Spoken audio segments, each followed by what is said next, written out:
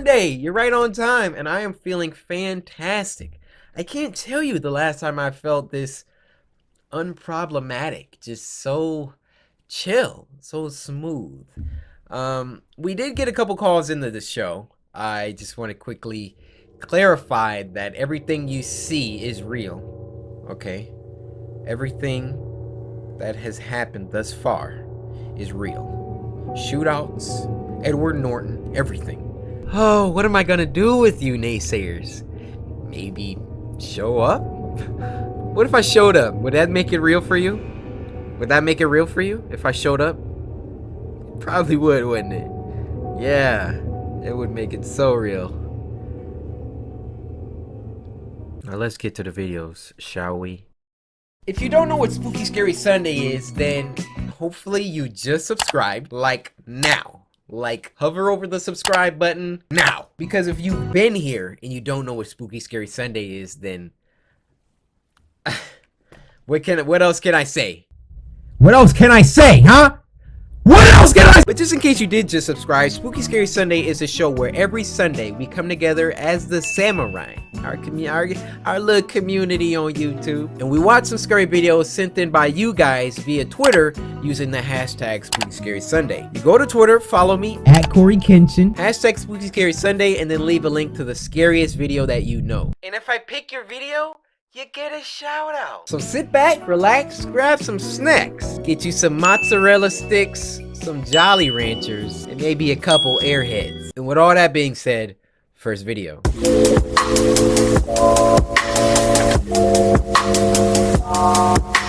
Now this first one is a short one called Pringle advert, and it was uploaded by Pilot Red Sun. Now this was sent to us by Sohail, or Sohail. All of those are wrong. But yo, I appreciate you. All the other samurai, move out the way. I'ma just call you So. So, look at my eyes. You a real one. This is a real one detector. Oh. Are you hungry? Why not have some Pringles? I don't think exquisite cuisine. I don't think I need any. Come on in and purchase this chip. Come enjoy these crisps. What's that? You're going to get Doritos instead? Really now? You think you have the audacity to buy another brand of chips? No, You will regret that purchase. Okay.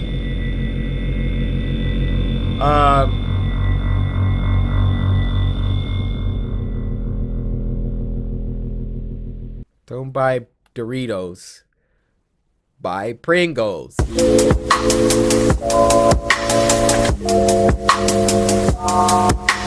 Now this next one's called My Playmate Horror Story, and it was uploaded by Wansi Entertainment. Now this was sent to us by Queen Bee 101. So Queen, hey, this song's for you, alright? Hey, you the queen. Thank you. Oh, my invisible playmate? When I was 8 years old, I didn't have any friends. My mom wouldn't allow me to play outside with the other kids in our neighborhood. Dang! I was always alone. The only playmates I had were my cousins and my brother, but it took 3 hours and 25 minutes to get to their houses. Dang. One day, my mom let me play outside with the kids in our neighborhood for the first time because she was going somewhere, maybe to work or to run errands. I got my dolls and other toys and was excited to play with the kids outside. When I got there, no one wanted to play with me. The attempt was useless, but then someone approached me. He had puppy eyes and was cute. We quickly became playmates. What's wrong with his shirt? Even though he was a boy, he would join me for tea parties with my dolls. He also invited me to play with him at his house. But I was confused because his house looked old and abandoned. Yeah. Like it hadn't been cleaned up for almost 12 years. We decided to go play in his garden. When we got there, I puked. I didn't know why at the time, but for some reason, I was disgusted. He didn't offer me water or anything. He just looked at me grinning and said, "Next time, you're going to sleep here too." 2 weeks after that upsetting... Actually, I didn't consent to sleeping here. You ruffian. Experience, I went looking for him. A paper airplane flew to me out of nowhere. I picked it up, and when I opened it, I was dead. shocked, scared, and sad. It was a newspaper clipping. The boy that I played with went missing 9 years ago. I ran to my bedroom, and I saw a shadow through my window. I looked at it closely, and it was the boy. Look at his neck. He was smiling. Today, I'm 19 years old, and I still remember that part of my childhood so clearly. Oh my god. Sometimes it be like that. You thought you had a friend, and they was dead the whole time. That never happened to y'all?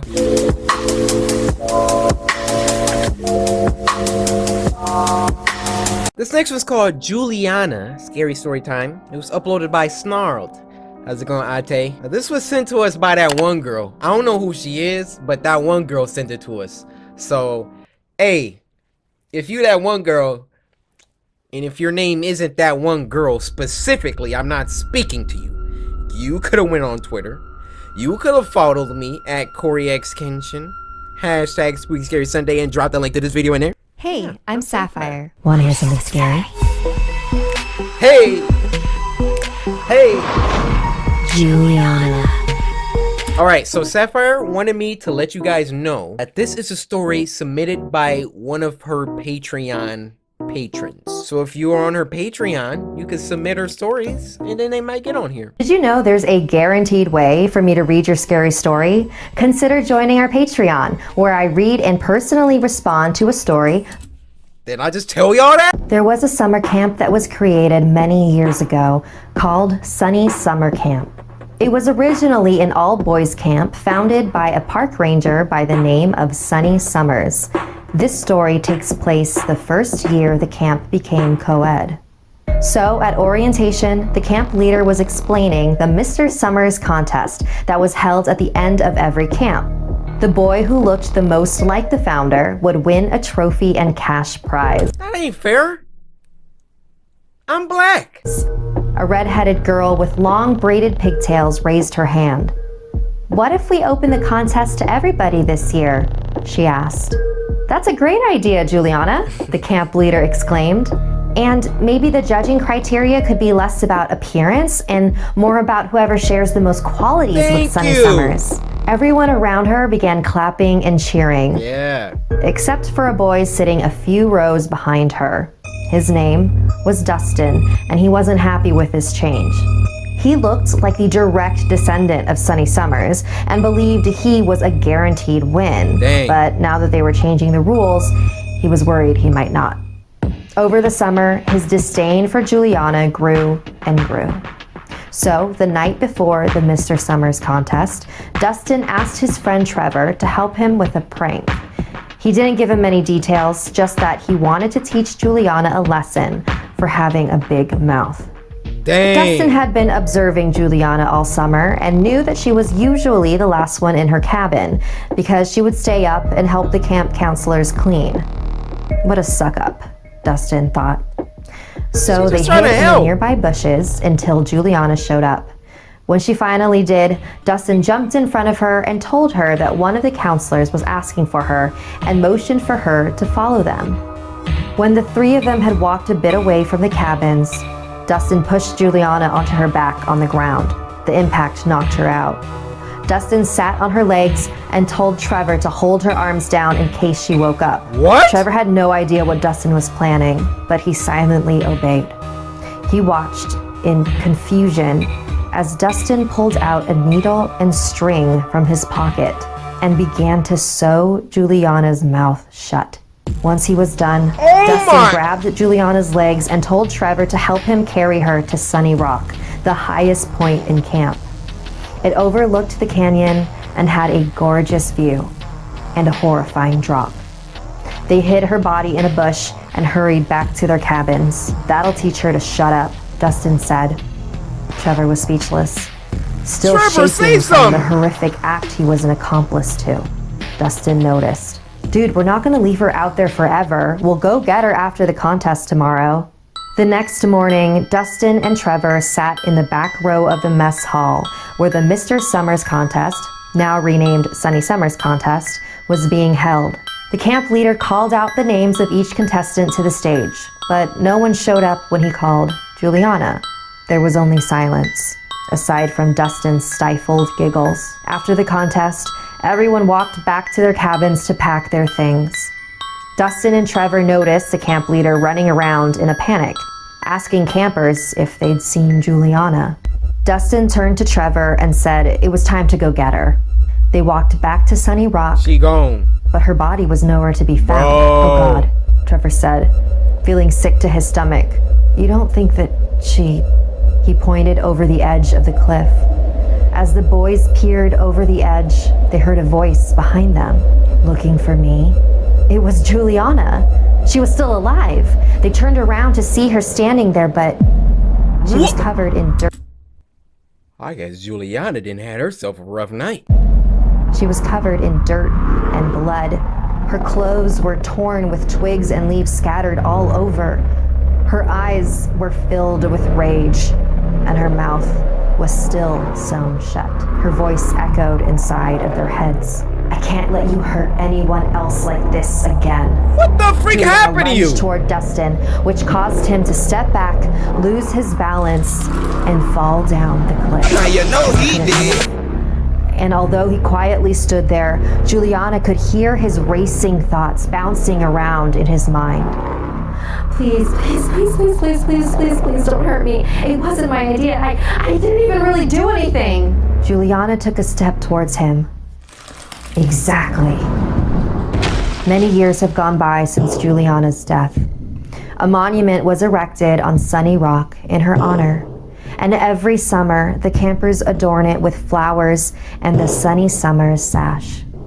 Legend has it that Juliana still watches over the camp, protecting those who speak up and punishing anyone who dares to silence them.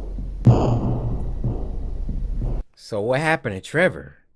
First of all, what happened to her? Did some freaking coyotes find her and just...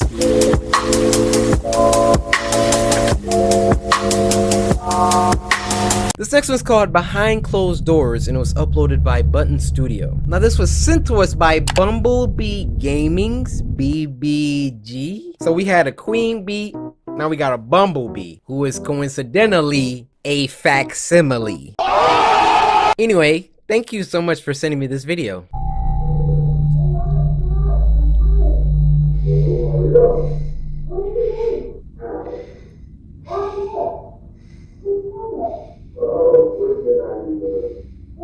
Sound like some parents arguing.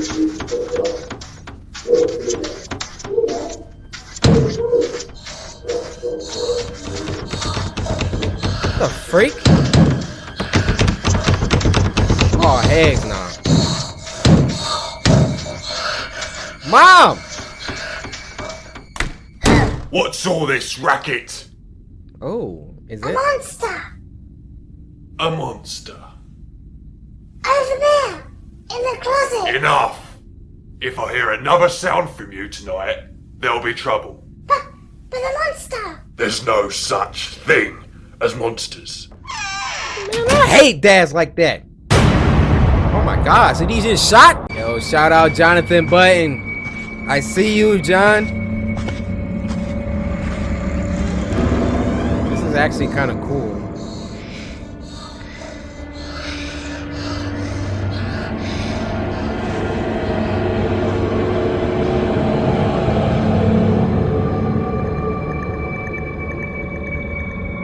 Did he see himself? Come on, Gregory. Woo-wee! Time for bed. Oh, do I have to? Yes, it's way past your bedtime. But there's a monster in there. That must be your father. What's all this mess? What mess? I've done exactly Why do dads always gotta come in drunk? what you told me to do. Everything is tidy, just the way you like it. Tidy? You call that tidy? Perhaps I should make myself more clear. Please. Oh my you've gosh. just gotten drunk. You don't know what Little you're... drunk, am I? Why are you not in bed? Wait till I grow up. Go to your room. Wait till I grow up. You put your... Now! Alright, that scared me a little bit.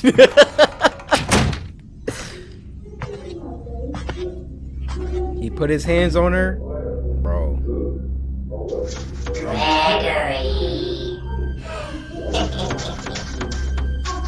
Let me out, Gregory. No! Do y'all not hear this? Why is he letting him out?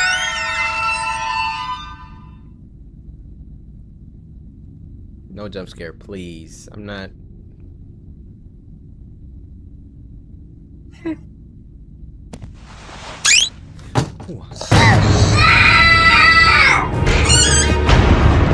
Help!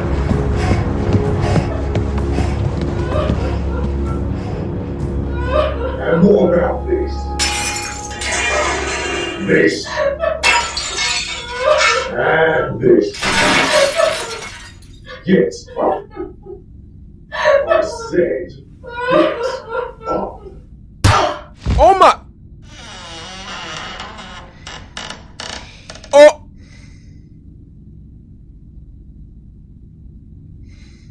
No! You. Come here. Just like your mother. Can't obey a single. Hey! Rage. Get back here! Rage! Don't walk away from me, boy. Oh, he about to freaking sick that monster on him. Gregory. You can't hide from me.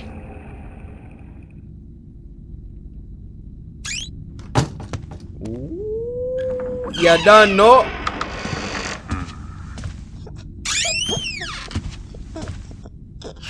There you are. Oh, you done messed up.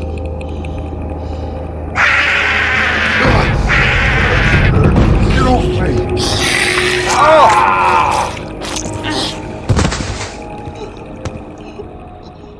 Oh my gosh, he's dead?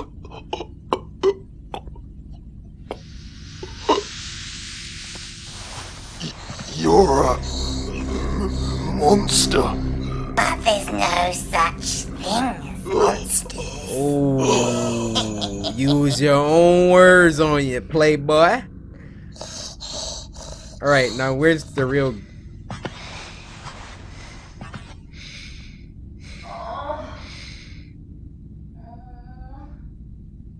He wasn't even dead. But he's dead for real. Gregory? It's alright, Mother. It's over. He can never hurt us again.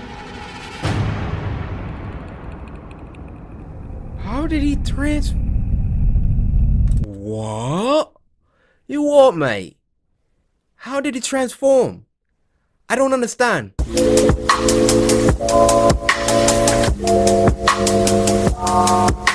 Now, the last video of this week is called The Doll Maker, and it was uploaded by Alter. Now this was sent to us by PJ Khaled. Not DJ Khaled, PJ Khaled. PJ, my boy. You got PJs on while you watching this? Cause you will be PJ and PJs. And then you could get a sandwich. So you'll be PJ and PJs eating PB and J. Ah! Alter. How's it going, Alter? They emailed me. They actually wanted I'll me need to a watch set of this. clothes he wore at least once. Do not wash them.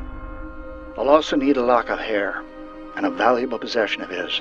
Can it be a baseball mitt? Mitt, toy, whatever, sugar. He died. As long as he cherished the thing. Does this really work?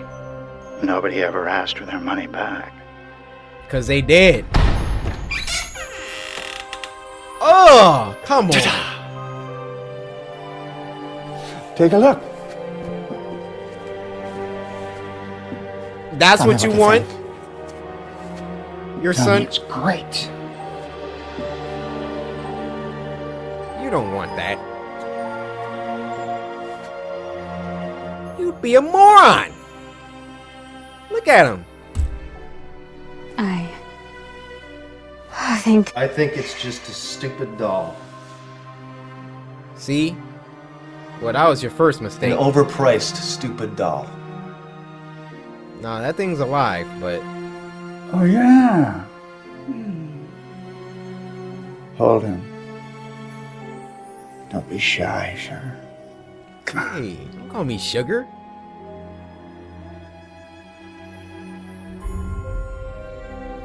He just called me sugar. You gonna let that slide?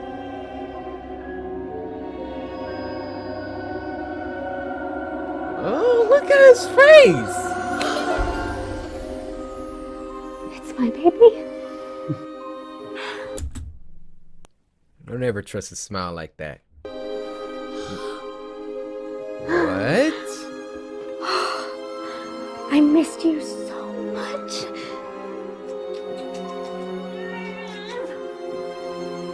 Yeah, he gonna be tweaking. Go ahead, buddy. Hold the stupid overpriced doll's hand.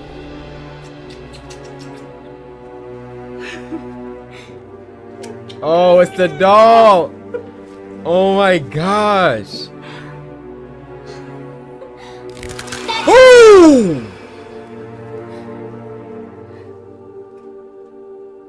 Put that thing down, Jenna. Let's take a moment and think this through. Already did. Here's the other half. Oh my gosh. Congratulations. You just killed yourself. He's yours. Now, on to the instruction manual. Instruction This manual. house is where the brat lived. I left his spiritual mark. The place is chock full with energy of his former self. Inside here, the doll is a vessel to channel that energy. But outside...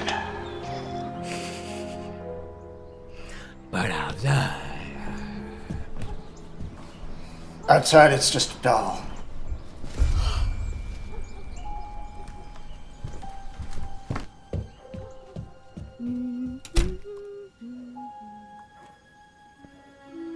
Why do I feel like the instruction manual comes with a long list of warnings?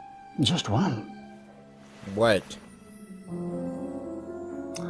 Do not spend longer than one turn of the hourglass with him. Ever. Once time is up, he must go back into the box for a whole day before you can take him out again. Well, she gonna break that rule the first night. Over time. My product's like a drug, buddy. Fun to use, but dangerous to abuse. Ignore this rule, and you'll start losing it. Really losing it. You'll believe the lie. You'll believe that the doll is the real thing. You won't even have to touch it anymore after a while for the illusion to work. You'll forget about the accident, cancer, or whatever the hell happened to the brat. You'll even forget about hiring me. Your mind will bury what needs to be buried and fill in the blanks that need to be filled to keep the lie alive. Of course, if any of this happens, it's not my responsibility. Because you have been warned. Guys, if I catch any of y'all doing some dumb stuff like this, I will personally put my size 10. Here comes the plane. Oh my, she has lost it. How was that? Is it good? She's lost it. And open wide for mommy. Bro, it's time for a new wife. You gotta get a whole new wife. Ready? And here comes another one. Morning. Are you up all night with him again? I was just remembering what I said to you after the funeral. I told you that life can be a cruel sometimes. That deep down, we all have the strength to get through whatever she throws at us. And even if we forget that strength, it's always there. And I said that I could be strong for the both of us until you found your strength again.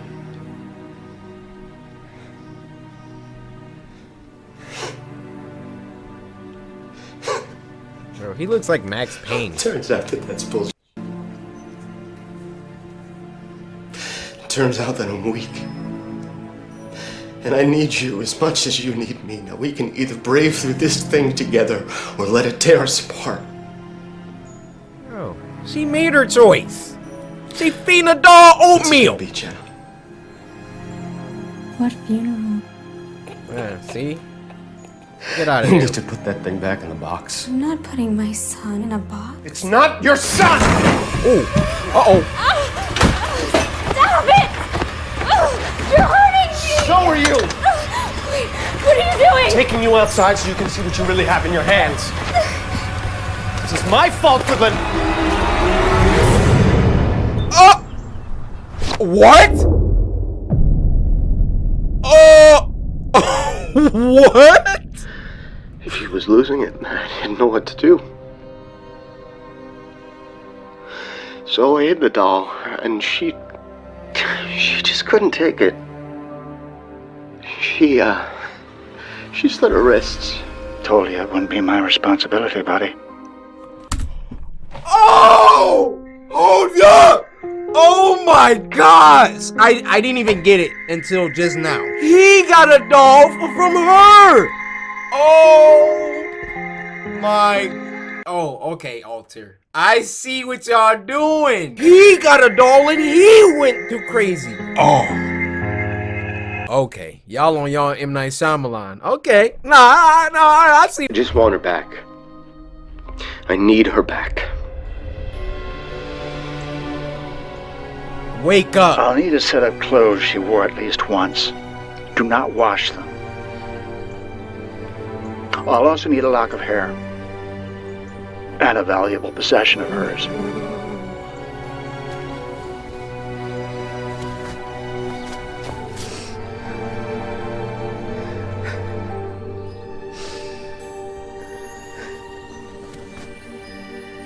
Yo, that was crazy. I'm so sorry. Oh, I'm so sorry. I'll never do that again. Promise.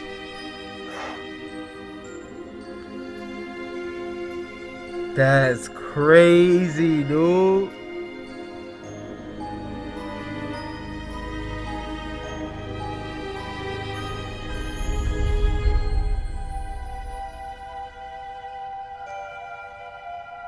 So it works for adults too? Nobody ever asked for their money back. Bro, he making out with it. I'm done. Alright, you guys, we're gonna end that there. This week, this was a solid 8 out of 10 weeks. With that being said, when are y'all gonna stop playing with me? Follow me on Twitter. Send me some 10 out of 10 scary videos, okay? I'm trying to be scared to sleep alone for the next week, alright? In the meantime, I see y'all next week. I'm trying to see somebody get destroyed. Just some straight up horror, because that's what this is about. Video of this week is T is for Toilet, the ABCs of Death, uploaded by the evil genius himself, Lee Hardcastle. I'm gonna just give y'all a warning now. Lee Hardcastle, one of the most, well, you know what? We're just gonna. Now, this was sent to us by Sweet T. Everybody, y'all know the rules. Clear out, move. I ain't talking to y'all right now. It's just me and Sweet T. Sweet T, you so sweet. I just want to say, I hope you having a good Sunday. And if you are here right now with me, I give you this chewy bar. It's so chewy. Bro, I'm scared. Why would you, like, even put the wrong screw?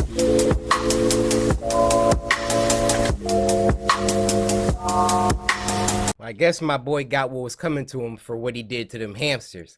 The next one is called Afternoon Class, animation short film, uploaded by Osro. Now this was sent to us by Master Yuki, who creepily said, "Oh, you enjoy your sleep tonight." So I don't know if that's like a message or if that's like a foreshadowing. You got cameras in my house, Yuki?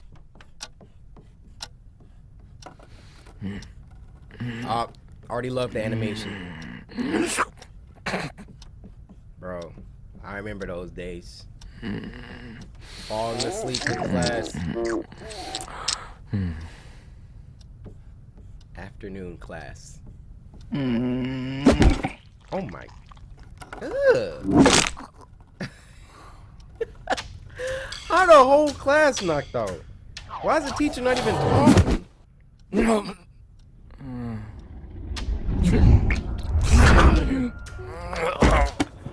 my gosh. It'll really be like that. It's so cool.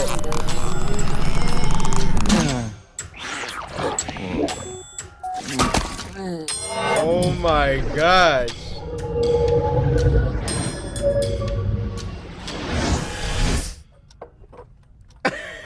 My man's silent concert back there.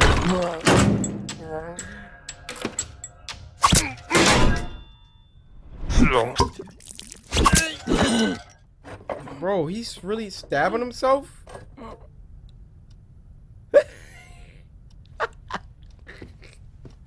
Are you gonna talk to the class with Egyptian hieroglyphs on the wall?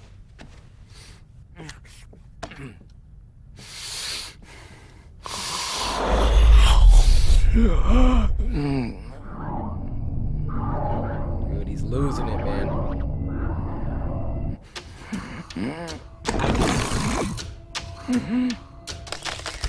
Why does everybody else get to sleep?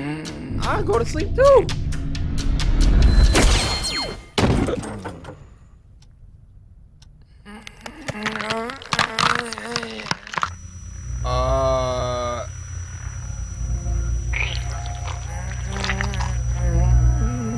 The heck?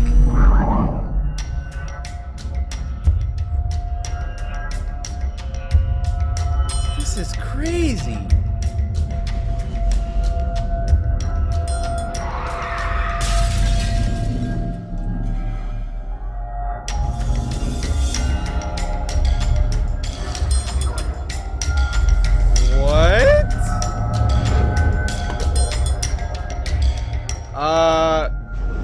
I hope this is like a dream, because he's like assaulting people.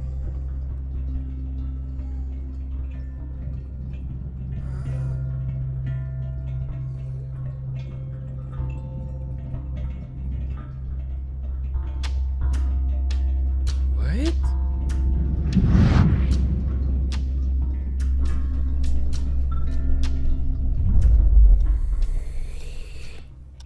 Okay. Dude, everybody's asleep. Your class sucks. You don't even talk.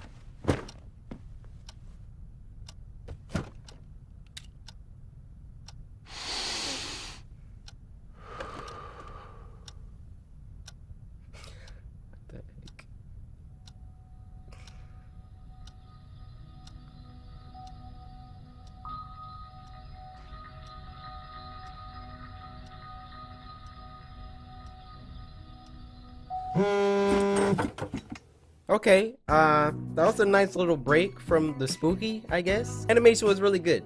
So, Yuki, you can get a pass for that one. But this is Spooky Scary Sundays.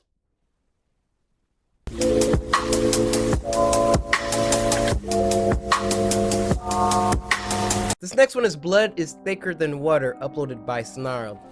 Hey, how's it going, Ate Sapphire? This was sent to us by Samurai Brother Makai and my guy, Bars. Hopefully you're doing well today. Slow down, what's going on, Makai? Bro, they blew up the whole house? Alright, go in the trunk. There is a lock. The combination is 971. Open it up. There is an RPG ready lock. Hey, I'm Sapphire. Wanna hear something scary? Whoa! I haven't seen that kind before. Lady Blanca. Woo! The following is inspired by a true story from Hazel. My parents split early in my life, when I was around 7 years old.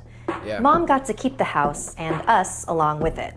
My mom blamed the divorce on my grandma. Grandma was from my father's side, and she absolutely despised us. We had to take her in as she got older, but she was never grateful. She would claim to feed me and my sister, only to leave us hours without food. Wow. She was filthy and would make us clean up after her. Worst of all, she constantly chided my father for marrying my mom. She would call us worthless, and she would tease me and my sister until we cried. Dang, Soon, Grandma. it was enough for my mom. And Dad left, thankfully with Grandma. Hold up. Is that the theme for today? Because I just uploaded another granny video. My guy, is this even an animation? I mean, we're already invested. I'm not sure what to do at this point, but this isn't like an animation. All right, I found another one. Let's see if it's good. Hey, I'm Sapphire. Want to hear something scary? Yeah, I do. Snarl, I do.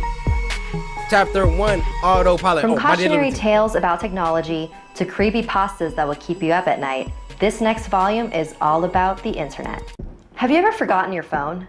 When did you realize you'd forgotten it? The realization Immediately. probably didn't dawn on you spontaneously. Yeah, I did. More likely, you reached for your phone and were momentarily confused by it not being there. Then you did a mental restep of the morning's events. In my case, my phone's alarm woke me up as normal, but I realized the battery was lower than I expected. So I put it on the counter to charge it while I showered instead of into my bag like normal. It was a momentary slip from the routine, but that was all it took. Once in the shower, my brain got back into the routine it follows every morning, and that was it. Forgotten. This wasn't just me being clumsy, as I later researched. This is a recognized brain function. Your brain doesn't just work on one level, it works on many. Like when you're walking somewhere, you think about your destination and avoiding hazards, but you don't think about keeping your legs moving properly. I wasn't thinking about regulating my breathing. I was thinking whether I should grab a coffee on the drive to work. I wasn't thinking about moving my breakfast through my intestines. I was wondering whether I'd finish on time to pick up my daughter Emily from daycare after work or get stuck with another late fee. This is the thing. There's a level of your brain that just deals with the routine so that the rest of the brain can think about other things. Most people call it autopilot, but there's danger there. If you have a break in your routine, your ability to remember and account for the break is only as good as your ability to stop your brain going into routine mode. But I didn't stop my brain entering routine mode. I got in the shower as normal, routine started, exception forgotten, autopilot engaged. I showered, I shaved, the radio forecast amazing weather. I gave Emily her breakfast and loaded her into the car.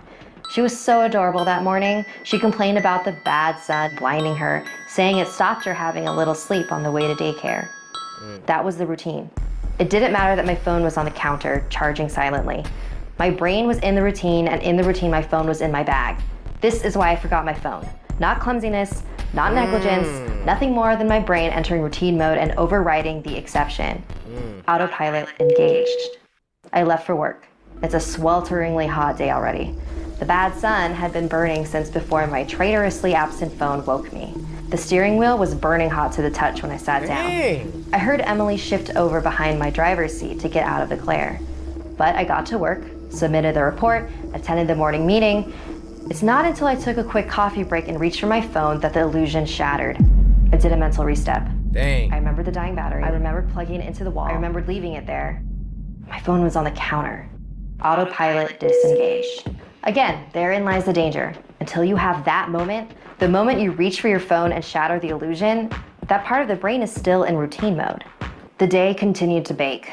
The morning haze gave way to the relentless fever heat of the afternoon. People swapped coffees for iced smoothies, jackets discarded, sleeves rolled up, ties loosened, brows mopped.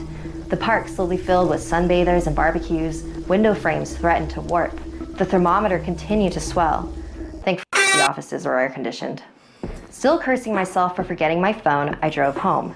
The day's heat had baked the inside of the car, releasing a horrible smell from somewhere. When I arrived on the driveway, the stones crunching comfortingly under my tires, my wife greeted me at the door. "Where's Emily?" As if the phone wasn't bad enough. After everything, I'd left Emily at the daycare after all. I immediately sped back there and started practicing my excuses, wondering vainly if I could charm my way out of a late fee. I saw a piece of paper stuck to the door. "Due to vandalism overnight, please use side door. Today only." Overnight? What? The door was fine this morning. I froze. My knees shook. Vandals A change in the routine. My phone was on the counter. I hadn't been here this morning. My phone was on the counter. I'd driven past because I was drinking my coffee. I'd not dropped Emily off. My phone was on the counter. She'd moved her seat. I hadn't seen her in the mirror. My phone was on the counter. She'd fallen asleep out of the bad sun. She didn't speak when I drove past her daycare. My phone was on the counter. She changed the routine. My phone was on the counter. She changed the routine and I'd forgotten to drop her off. My phone was on the counter. 9 hours. That car. That baking sun. No water. No power. No help. No help. Heat. A steering wheel too hot to touch. That smell. I walked to the car door. Numb. Shock. I opened the door. My phone was on the counter and my daughter was dead. Autopilot disengaged.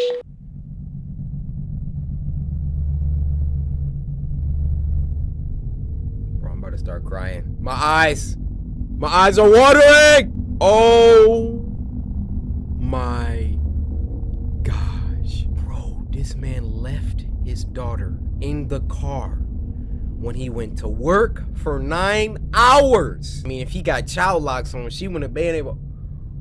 Oh, parents, don't leave your freaking kids, pets, anything organic inside of a car. I got a quick story. There was this one time this actually happened to me. It wasn't for 9 hours, but my dad, we were in Detroit, like downtown Detroit, and my dad was getting his haircut at this place.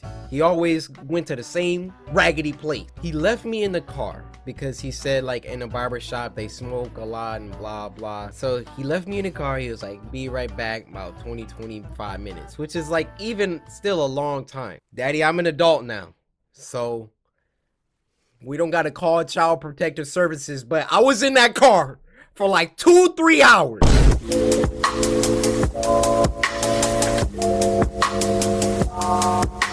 Now this last one's pretty long. It's called Vexed, uploaded by Glass Cabin Films. Now this was sent to us by It's Miracle, and I just want to say you are a miracle to the world. We are so blessed to have you, if you're a good person, that is. Miracle, I will find you. Because with a name like that, you better be doing the good work. If not, I'm gonna put you in the dirt. Glass Cabin Films. This is Puppet Combo? No, I'm not trying to watch. Please, no.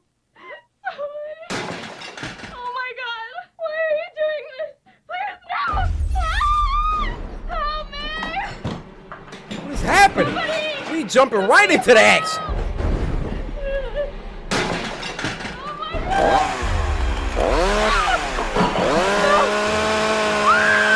Roll the credits. On to the next one. Wow. What did you think? It was good. Are you on Instagram? No. Yes, you are. I was just checking in. You weren't freaking even watching, bum. were you? It's not like I haven't seen this before. What are you talking about? A group of unnaturally good-looking high school students getting stalked and murdered in the woods by a serial killer. It's not always in the woods. Sometimes it's in a house or in a creepy hospital. I knew the entire plot of the movie just by reading the title. That's not true. Blood Summer 4, Beach Vacation Massacre. Okay. Blood So you Summer don't like 4. slashers. How about any other horror movies? Let's see. Haunted houses, demon possessions, or zombie apocalypses. That's about it, right? How can you not like horror movies? It's not that I don't like them, they just don't scare me. The Shining? Too many hallways. A Nightmare on Elm Street. I've had nightmares that are scarier. The Exorcist. I haven't watched it all the way through, but the crucifix scene was pretty hot, right? Ew. Gross. I'm not as hot as you. The heck? Well, next time maybe we can watch one of your silly Seth Rogen movies. Got him. Hey, Red you know how dot. hard it is to be funny? Dude, I don't even Judd try. Apatow is a genius. I'm hilarious. Comedic timing is everything. It's a lot harder than running around screaming being chased by some mouth breather with a steak knife. Mouth breather?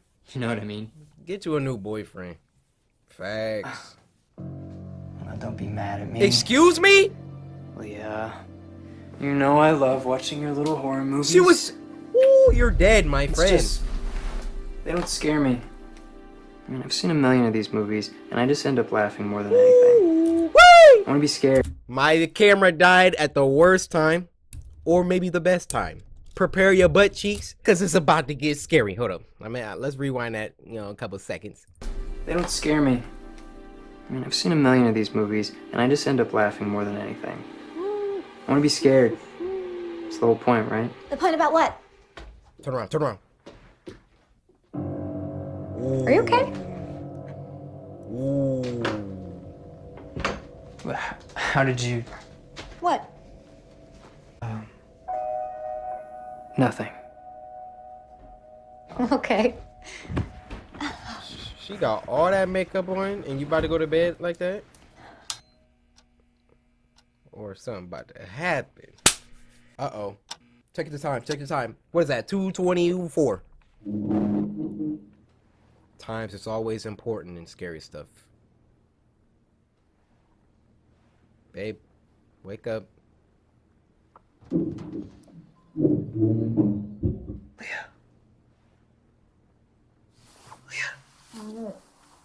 Leah, wake up. Nick, I swear to God. Don't do I that. heard something. Chill. Ain't that serious? What? Shh. Heard a noise. What kind of noise? Shh. What kind of noise?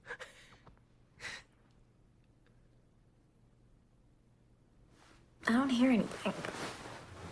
Reach for the heater. What is that? I don't know.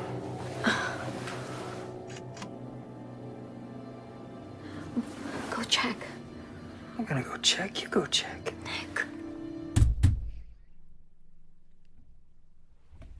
I'm the man in the house.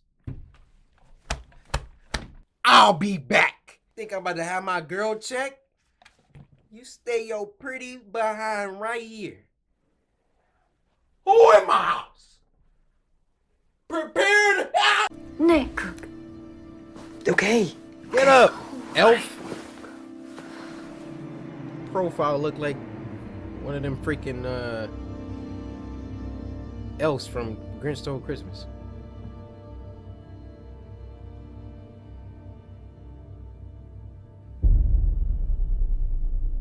Dude, you're unarmed.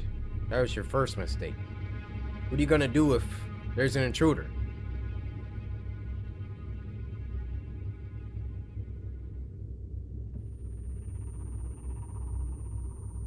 Then you're supposed to tell your girl to stay in a room and lock the door. You don't want to be in a hostage situation. Why does no one think of these things? Look, she could get grabbed up.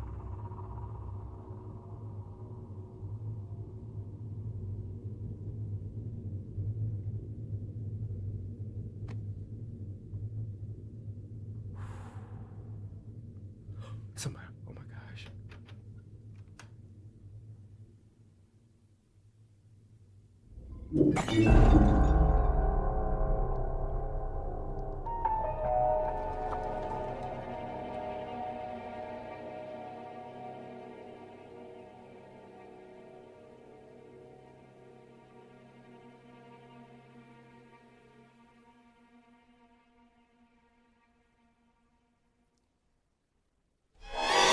Oh no!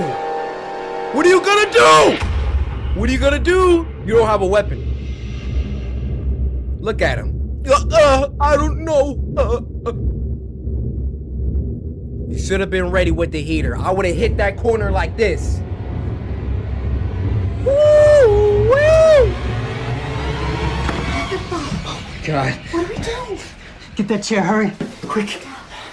Who are they? What do they want? What do you want? Leah, calm down, okay? What do we do? Calm down! Call the cops. Stop yelling! It's not working. What? Your password is not working. Oh, I changed it. It's 5221. What? 5221. Oh, because he No, got I heard he you, got but why other did you girls. change your password? Leah, we don't have time for this. Just call the cops. Leah! Leah! Leah! Leah! All right, they got Leah! teleportation powers confirmed. Leah!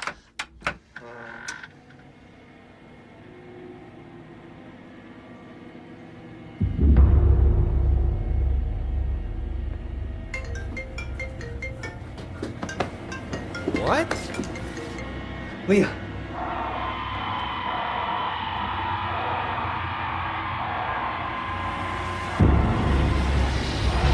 Oh, he having a nightmare. Oh, God. No.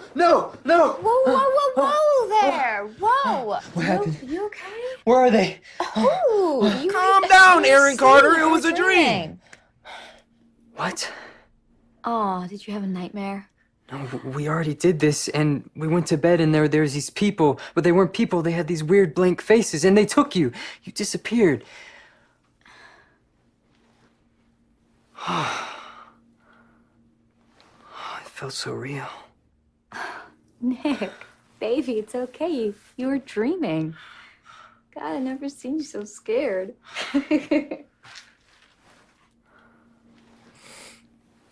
Well, maybe next time you won't fall asleep during a horror movie. Bruh, she about to get grabbed.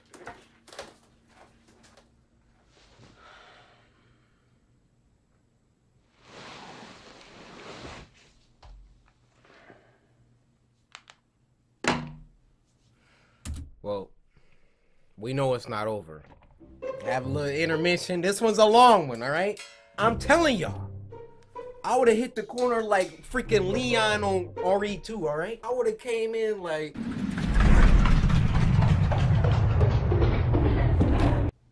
Your girl mighty quiet in there. Stupid.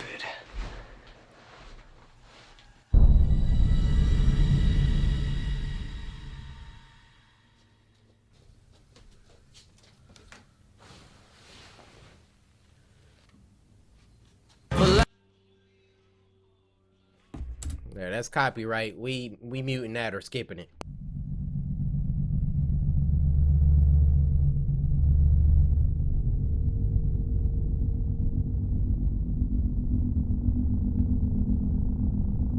Oh! Oh my gosh. He's dead. He's dead. How was her junk that loud with no speaker?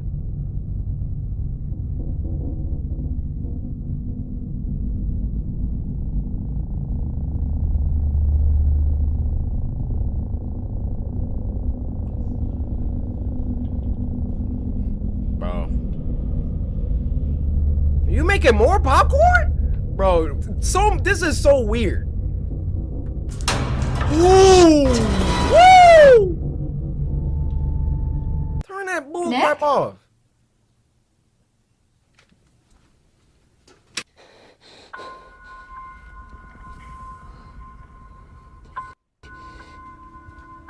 Hello?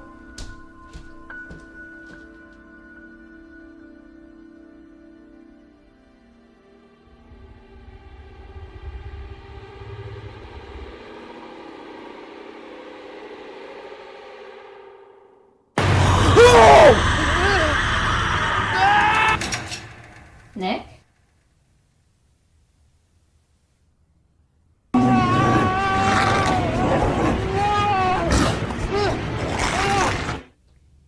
That's what is humanity. I was always having a top thing.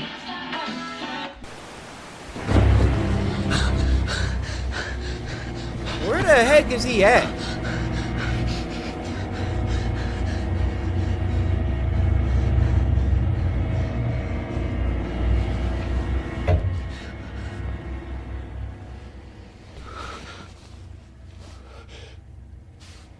Leah? Nick?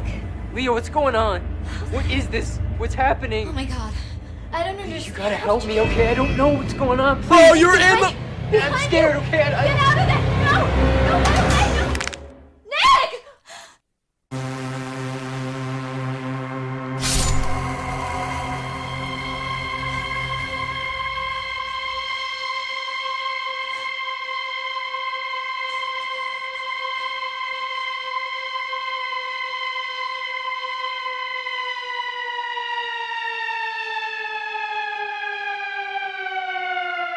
What? Oh, you got a little oil on your lip.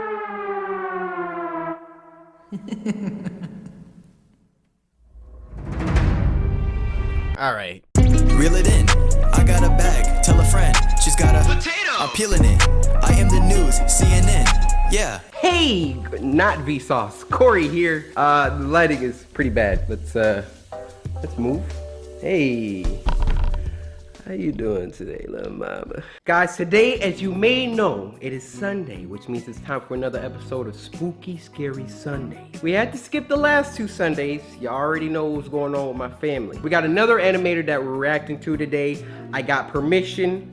I think it's called Snarled or something. But I talked to the lady. She was super dope, and it's about to be lit. But before that, come on. Y'all already know, it's nighttime. Matter of fact, y'all just come in the cupboard with me. I don't know what to choose. Let's set up. Come on. Not this shy, dang. How many years we known each other? You just subscribed yesterday? What the freak are you doing? Obviously, we got fish. But I mean, who not feeling this fat can of ravioli though? You know what I mean? No? I'm gonna grab a water.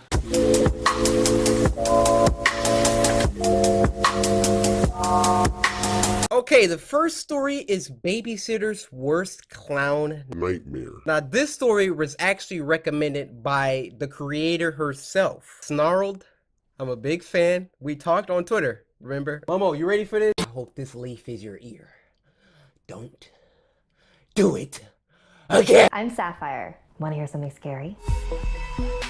Hey. So a few years ago... Whoa! An animator revealing their true look-alike? I mean, what? Identity? So a few years ago, there was a pretty well-off family that lived in a really big house in Newport Beach, California. A mother, a father, and 2 small kids. And one night, the parents decided that they wanted a night out for themselves, so they hired a babysitter. She was maybe about 16 years old. So when the babysitter got there, the parents gave her a little rundown of what to do. Right. And the mom pulled her aside and said, once you finish tucking the kids in, do you mind watching TV in our bedroom? The kids have been having nightmares lately and waking up screaming. And our room is right next to theirs, and so it's a lot easier to get to them. Yeah, sure, I can do that. So the babysitter... No. Hold up. My eyes watering. Something is wrong. Y'all know I got scary sense.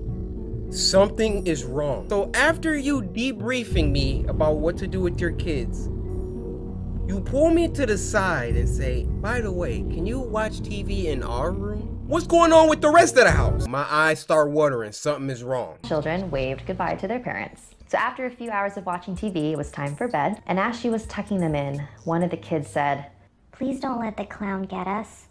Of course I'm not gonna let anything happen to you. So she turned off the lights and went next door to the parents' room like the mom had asked. But the second that she stepped inside, she froze. In the far corner of the room was a clown statue. Just a really lifelike, detailed, creepy statue. No wonder these kids have been having nightmares, she thought to herself. So she went and sat on the bed and tried to watch some TV. That thing just staring at you. Looking over at the statue.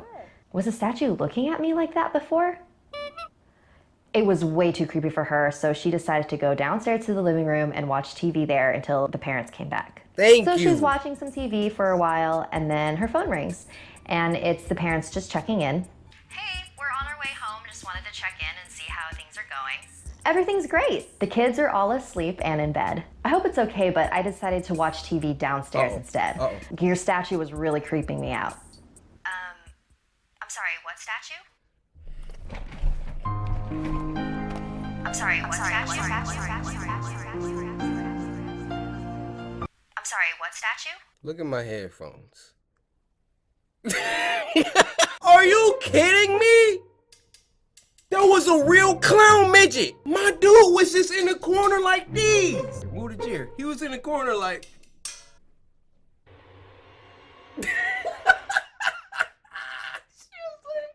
Oh, that's a creepy statue. Meanwhile, this man is breathing over there. Watching you walk around the room. The clown statue in your room, it's really creepy, so I decided to leave the room. Get the kids now. Wait, what? Get the kids and get out of the house now. We don't have a statue. Just then, she heard screams. She dropped the phone and ran up the stairs. The bedroom seemed so much farther than it did before. She opened the door, but she was too late. Oh my! So apparently there was a little person serial killer that would dress up as clowns and break into people's houses and murder people. I really hope that never actually happened. This really is an urban legend, but... Oh, this ain't llama arts on this channel. People be getting bodied at the end of the story. Sapphire, why'd you send this to me? Now I'm about to be... Y'all heard the story. This goes to all my parents, samurai out there. If your kids is telling you it's a clown running around in a little clown suit, they might be telling the truth.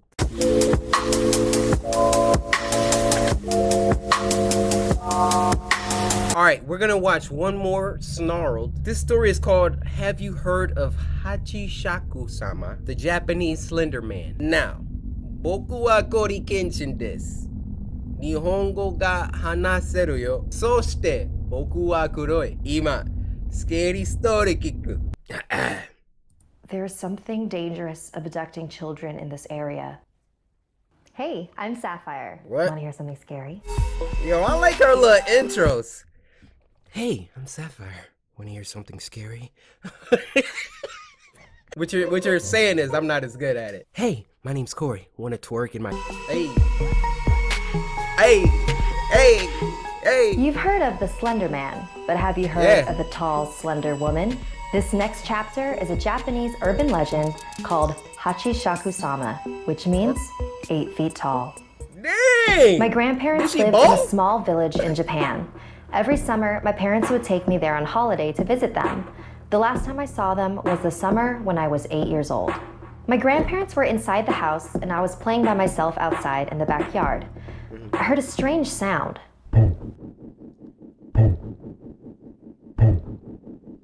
I didn't know what it was and it was hard to figure out where it was coming from. Cryptic? Risey? Sample that. Sample this. I'm rapping over this in the next Spooky Scary Sundays. Strange sound.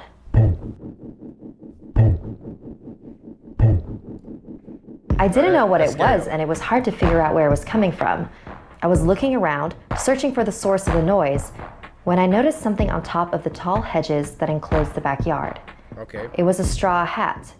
It wasn't resting on the hedge, it was behind it. Oh. That's where the sound was coming from. Then the hat began to move.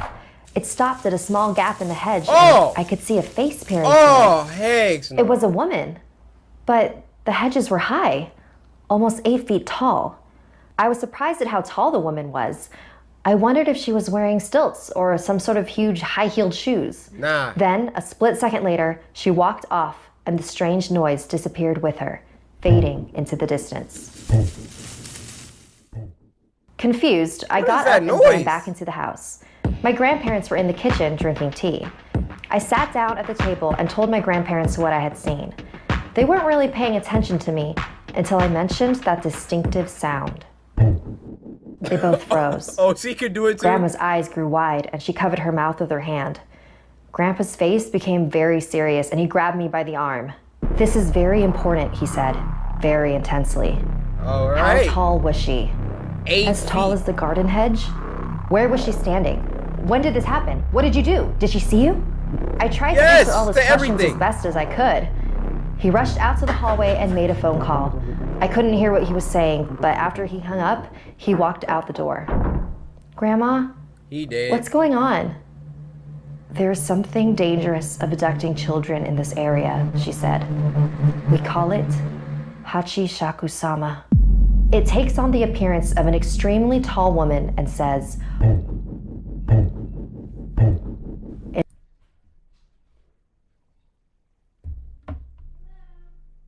Hey, you know I'm listening to a scary story right now. You scared the freak out of me.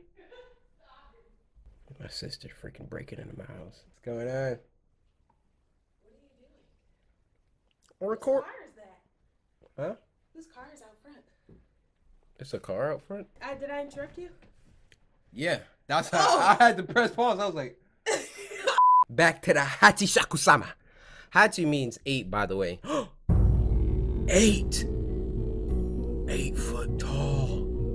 Oh my gosh, how did I just realize that? In a deep voice. A long time ago, it was captured by monks and they managed to confine it in a ruined building on the outskirts of the village. They trapped it using 4 jizo, small religious statues that they placed at the north, south, east, and west of the ruins so that it could not escape. But somehow, it did. The last time it appeared was 15 years ago. My grandmother said that anyone who saw it was destined to die within a few days. It all sounded so crazy. I wasn't sure what to believe.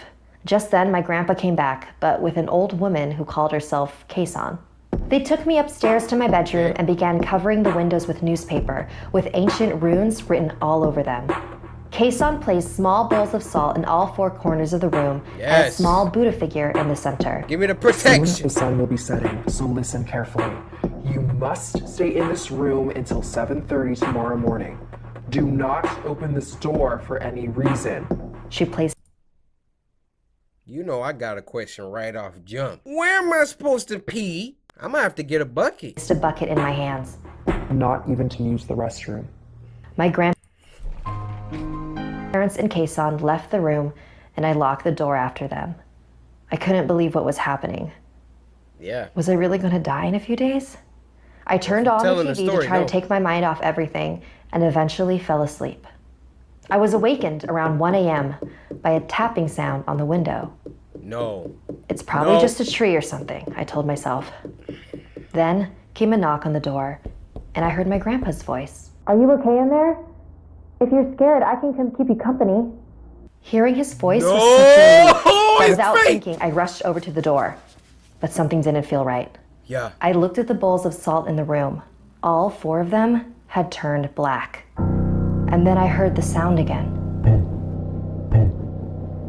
Bro, this is creepy. The tapping on the window continued. I knelt in front of the Buddha and began to pray. I was so terrified and caught up in my chanting that I didn't realize the sounds had stopped. I checked my watch. It was 7:30 a.m. Carefully, I opened the door and ran to my grandparents. We all got in a van and headed straight for the airport. Apparently, there were others who had escaped the grasp of... No. I would have waited till at least noon. Hachishakusama, as long as they never stepped foot in Japan again. So 2 years ago, when my grandpa got sick, he refused to let me visit him. He even left strict instructions in his will to not let me attend his funeral. I couldn't believe that this creature prevented me from saying goodbye to him. So when my grandma called a few days ago to tell me she had been diagnosed with cancer, I wasn't gonna let her stop me from visiting. It's been 10 years, Grandma, and nothing has happened to me. We don't even know if this thing is real. I'm not gonna let it stop me from seeing you. If you say so, dear. I love you, Grandma. I'll see you soon.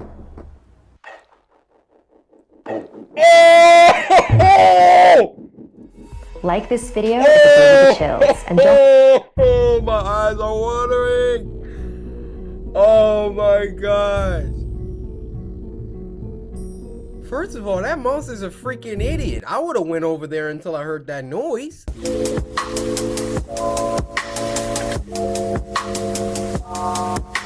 Alright, so I told you guys in order to send me scary stories for Spooky Scary Sunday to go on Twitter, hashtag SSS, Spooky Scary Sunday, at me, at Coryxkenshin, and then drop the link to the story. First ever samurai recommendation comes from Wolf of Fry with a story called Who's Hungry?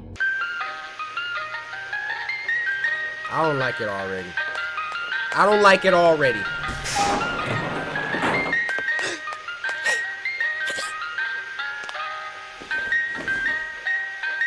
Hey, look at the arm! Hey! You're gonna regret that.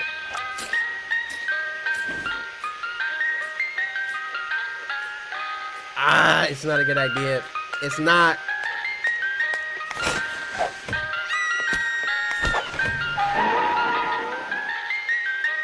Yeah, done. David Act. I'm a big fan. Please don't copyright strike me. Video will be linked in the description. So these kids.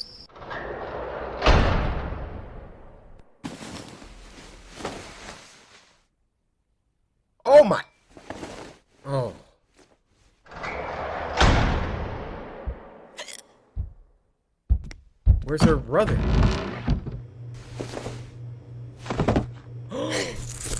Oh! That was the last victim! Oh, he's frozen. He's done.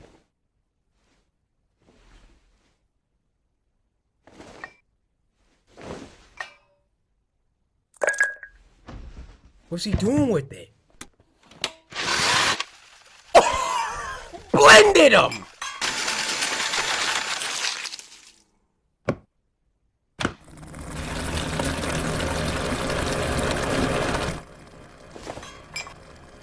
You gotta get out of here. This is on some little nightmares right now.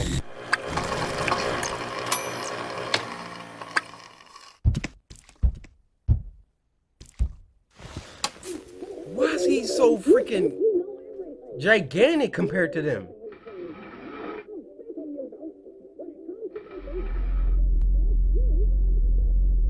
Uh-oh. Don't make any noise. Bro, tell me she ain't Sasha 6 right now. Yep. Why you got the hiccups? Okay, he didn't put a lock on it. He didn't put a lock on it. It's time to be a hero.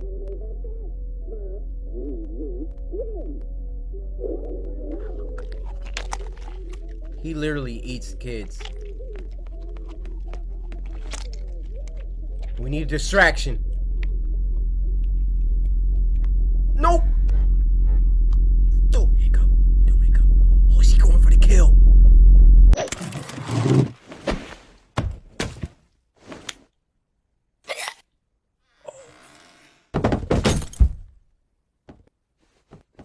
What? She hit him? She got him? Oh! Let's go. Let's go. Come on. This is all your freaking fault, Big Willie. All right, come on, come on. Are you kidding me? Again?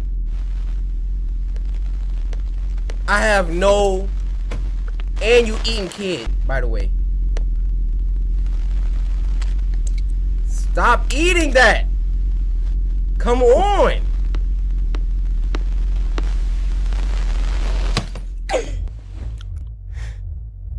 Oh.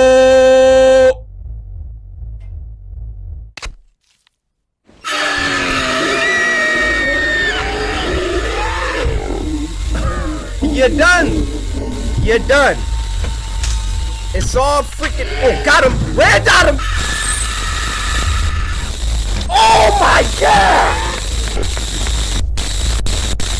Bro, press it! Woo-hoo! Oh no! No! No! Let's go! Let's go! Woo! She is a savage!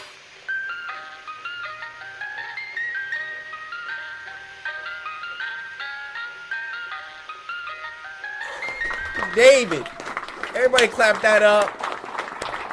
Yo, big old freaking jelly bean brother. But we gotta give him credit though. He saved her life at the end because she was about to get shredded, literally.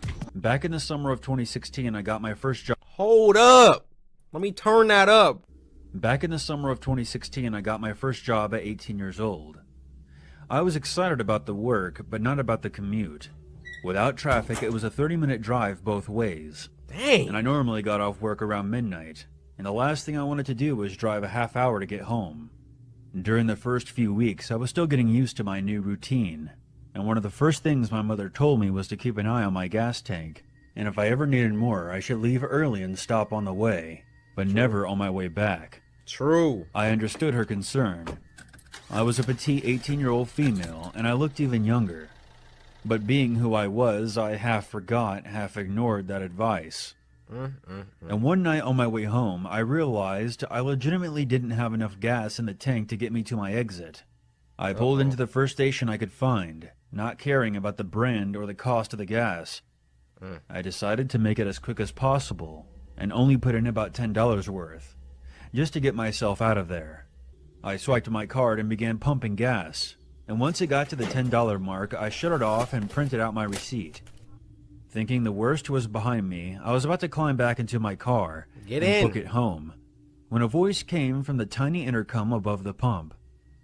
"Ma'am, there was a problem with your credit card payment." I paused and glanced at the guy at the counter.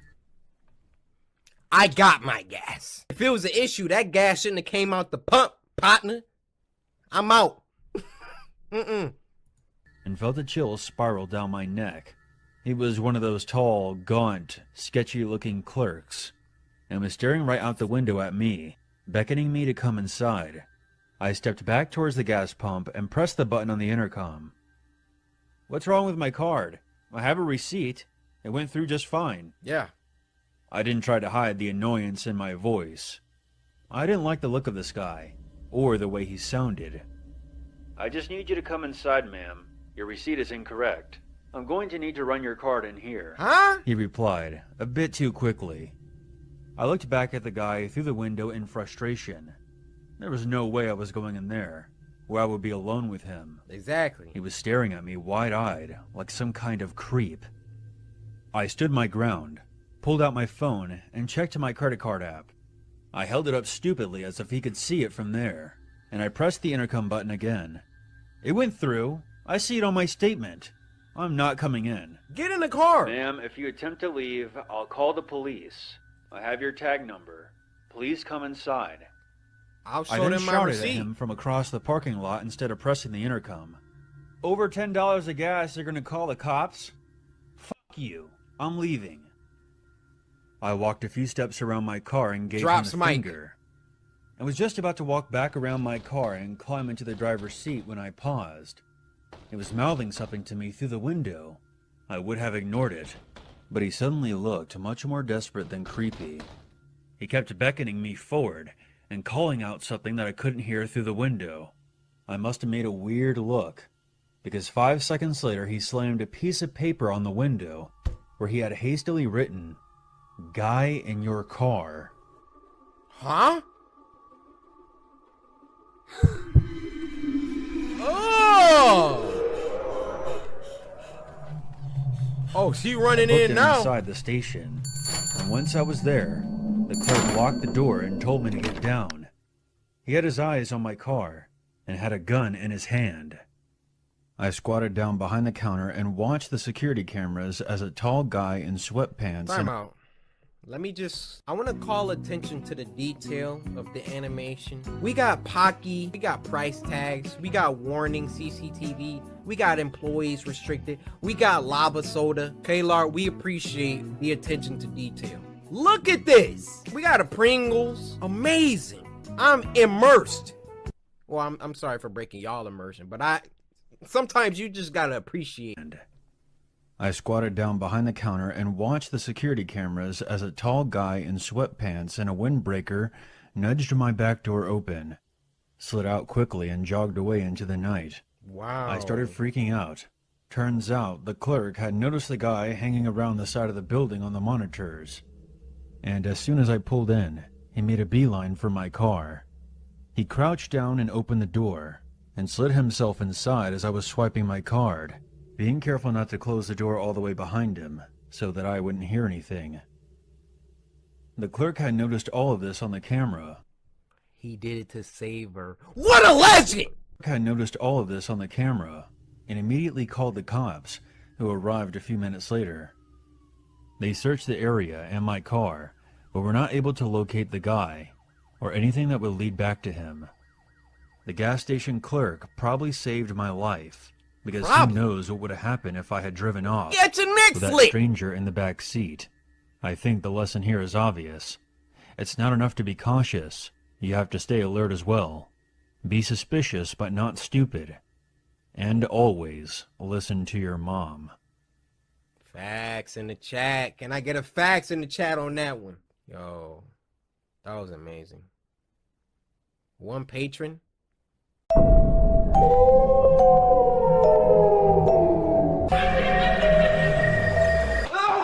Aria. Bro, if it's 2 games y'all will not let go, it's Aria and At Dead of Night. I'm still getting people ask me to finish those games. Tell you what.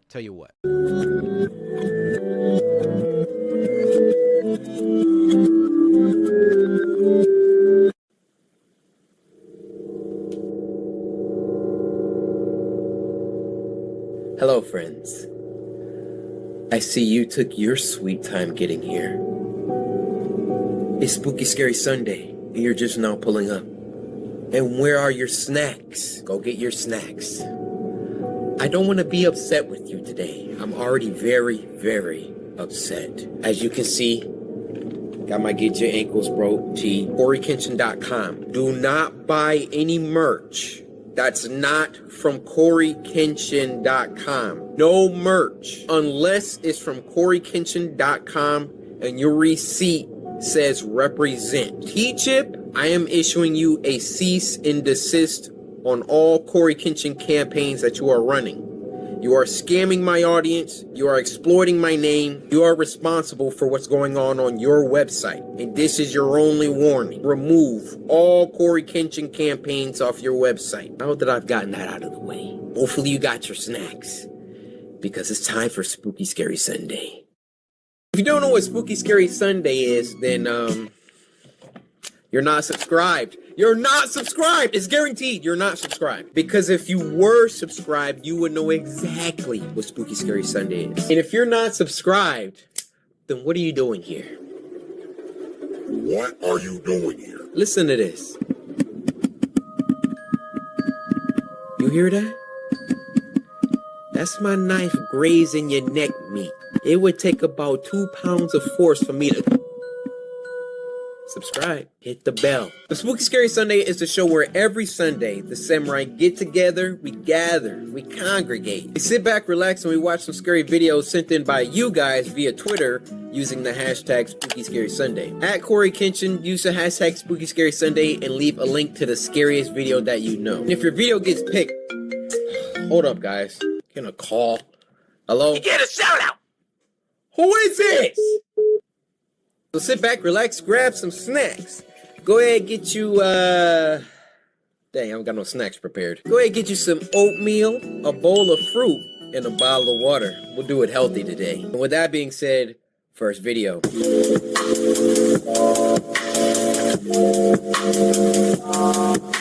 First video of this week, which was coincidentally just uploaded, is called Sunrise, and it was uploaded by the Twisted Genius himself, Meat Canyon. Now this was sent to us by Space Cookie, who said this genuinely made me feel uncomfortable. That's always a great sign.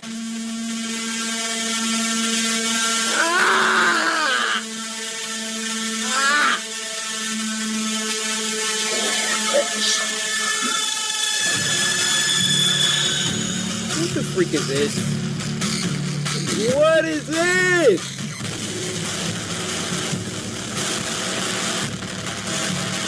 I hope y'all don't like the Teletubbies.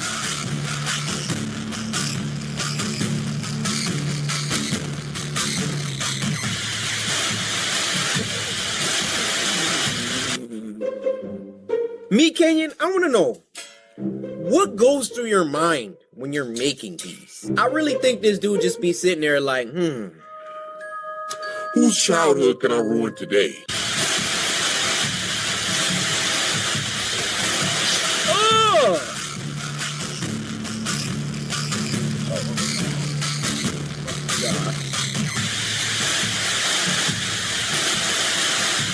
Oh, they're revolting against it.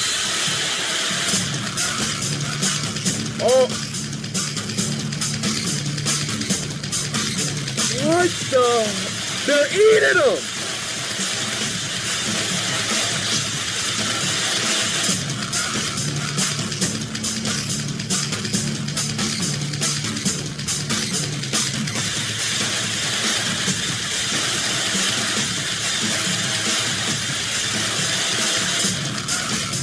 Remember the Teletubbies? This is them now. Feel old yet?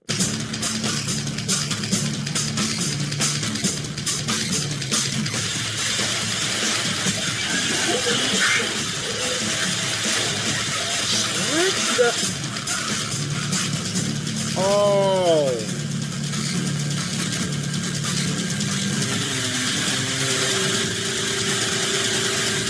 Escape.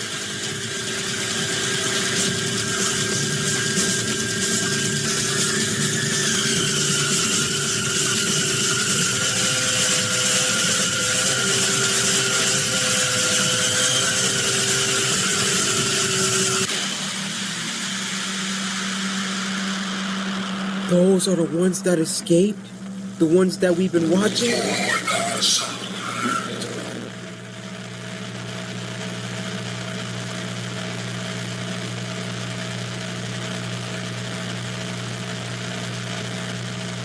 I feel like I need to take a shower after that. Did y'all see the letters on the For the Sun? Look, we got USX, EYM, BN with your cryptic messages. Nah, I ain't want no part of. Round of applause, everyone. Round of applause. A spooky, scary Sunday on a Sunday? Who's on time now? Samurai. The person you are looking at is not who you think. Pay attention. Right there. Excuse me for the technical difficulties. Thank you for your patience.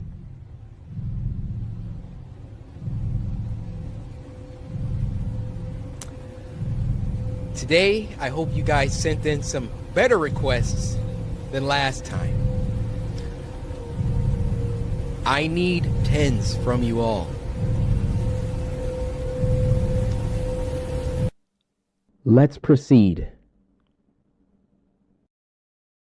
Spooky Scary Sunday! For those who are new, it's this series where every Sunday the samurai come together and we have a blast. We watch a bunch of scary videos sent in by you guys via Twitter using the hashtag Spooky Scary. Well, I guess I should just start saying X now. Or should I just keep saying Twitter?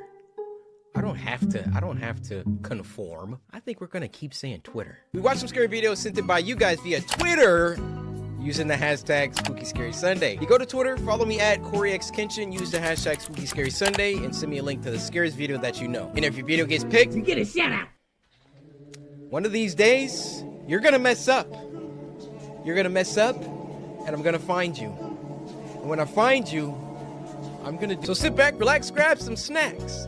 Why don't you get you a bowl of oatmeal, some hard-boiled eggs, and some OJ. And with all that being said, first video. Now this next one's called Why Does My Family Hate Me? This was uploaded by our Ate Sapphire, and this was sent to us by Kmart Jackson. I didn't add the T, it's not Kmart Jackson. Thank you for following the directions of following me on Twitter and sending me this story. See, the rest of y'all could be getting shout outs too, but y'all just trip. Hey, I'm Sapphire. Wanna hear something scary? Hey! Hey! My family hates me. Oh. The following story is based on a submission from Desiree. Thanks, Desiree. I used to think my family hated me. Maybe hate is a strong word, but I definitely did not feel particularly well liked. I was my parents' least favorite compared to my two younger sisters. They just never seemed to want to be around me or talk to me. Dang. They wouldn't even let me take care of our hamster, Lulu. I thought I was being paranoid, but my parents' cold demeanor became more apparent when we moved into a new house. They gave me the room at the very end of a hallway, secluded and removed from everything else. They claimed it was so I could have privacy, but I think they just wanted me far away. That room gave me the creeps. I remember the first night there, I woke up and heard hushed voices echoing in the walls of my room. I couldn't make out everything they were saying, except for my name, the many times it came up. The next morning, I told my mom about the voices and that I thought the house might be haunted. You must have heard the pipes or something, she said dismissively.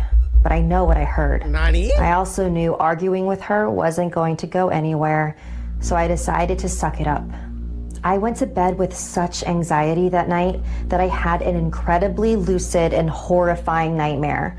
I was strapped down to my bed, surrounded by dark figures who were chanting over and over, and I couldn't move or scream. I just laid there while these figures sprinkled me with unknown substances. think we're gonna have to call Chief on that. What are these substances? The next morning at breakfast, I silently ate while my parents asked my sisters how school was going. Then Jamie, one of my sisters, turned to me. "Are you still hearing things at night, Sissy?" she asked. I was actually a little startled by the sudden attention on me. Yeah, and I actually had a pretty bad dream last night. Felt like there were people in my room or something. My sister then turned to look at my parents. I felt like they were telepathically talking about me right in front of me. Then Jamie spoke again. "Mom, you should give her that stuff to make her sleep better." My mom nodded. I was still taken aback by this sudden interest in helping me sleep better. Oh, they setting her up, dude. So before bed that night, I swallowed the pill that my mom gave me. As an extra precaution, I gathered as many religious items from around the house, crucifixes, paintings, as many as my hands could carry, and put them in my room. Why was this tag on my shirt scratching a freak? Thought they would protect me from whatever was haunting me during my sleep. The following morning, I woke up in a panic. Everything I had put up the night before was now on the ground, shattered in pieces. I knew my parents were not going to be happy, but I also felt like this was proof that there was something in my room. So I ran to tell my parents. There must have been an earthquake during the night, I guess, my mom said. But nothing else in the house was broken. Only the religious items in my room. It didn't add up. I spent that whole day crying in my room. Before bedtime, Jamie came in with her hands cupped in a ball. She hopped on my bed and opened her hands. "Here, maybe Lulu will help you sleep tonight," she said. I glanced out the door and back at my sister. Is Mom okay with that? She doesn't have to know. I thanked my sister and lay down to bed, snuggling Lulu in my hands. When I woke up the next morning, Lulu had moved. I felt around my pillows and blankets, but I couldn't find her. I realized it was an idiotic idea to fall asleep like that with a tiny animal. Freaking idiot. I figured she must have run out of my room under the door in the middle of the night, so I went looking for her. The rest of my family was already up and in the middle of breakfast. This is why they don't like you. I couldn't let them know I had lost Lulu, so I decided to continue my search after I had a couple bites. But after swallowing one spoonful of cereal, I spit it out onto the table. I suddenly felt incredibly nauseous. I began dry heaving over the table until I coughed up a small clump of brown fur. My family immediately stood up and began praying the Lord's Prayer. You ate it? Dizzy and blacked out. When I came to, I was strapped on my bed with my family standing around me, sprinkling unknown substances all over me. "What are you doing? Why do you hate me?" I cried, frantically trying to release myself. The expressions of each of my family members turned to sadness. "We don't hate you, Desiree," my dad said. "We hate who you become at night." I don't understand. "You've tried to kill each and every one of us in your sleep," my dad continued, "multiple times." "We're trying to help you, Sissy," Jamie chimed in, "but nothing seems to be working." I didn't know what to think. This whole time, I thought that I was being traumatized by a demon in my room, and I was the demon. My family didn't hate me. They're just afraid of me. And I think I am too. So first off, this story was sent in by Desiree. Desiree, is there something you want to tell us? Based on a true story? Desiree? Alright, you guys, that's gonna do it for this week's episode of Spooky Scary Sunday. This one was a light episode. It had a little bit of everything. A lot of variety. I can appreciate that. You know, we had a little John Wick Kung Fu alien action. We have some weirdness with the girl with the pool table head. We didn't watch so many, I can't remember none. Now next week, I want more spooks! But that being said, Karen requires my attention. She gets kind of antsy when I'm away for too long, so be sure to follow me on Twitter. Send your videos. # Spooky Scary Sunday, guys. See you next week. Last one for this week is called Duel, and it was uploaded by our friends over at Alter. This was by Akia, and they said, "Love from the Philippines, hope you pick me." But you just got picked. Akia, mahal kita.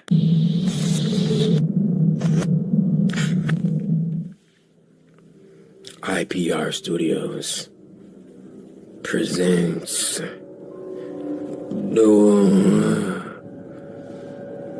Whoa. Y'all ever eat a crayon when you were little? Me too. They shouldn't make them smell good, I'm telling you.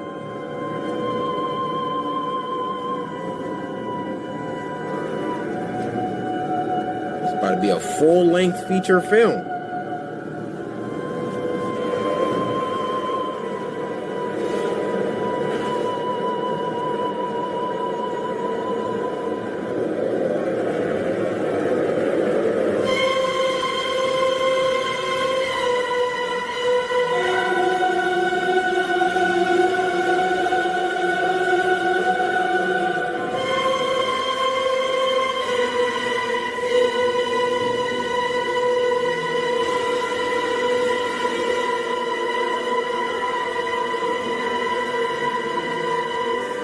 Kids start drawing stuff like that, you're getting put up for adoption. I'm not playing the games with you.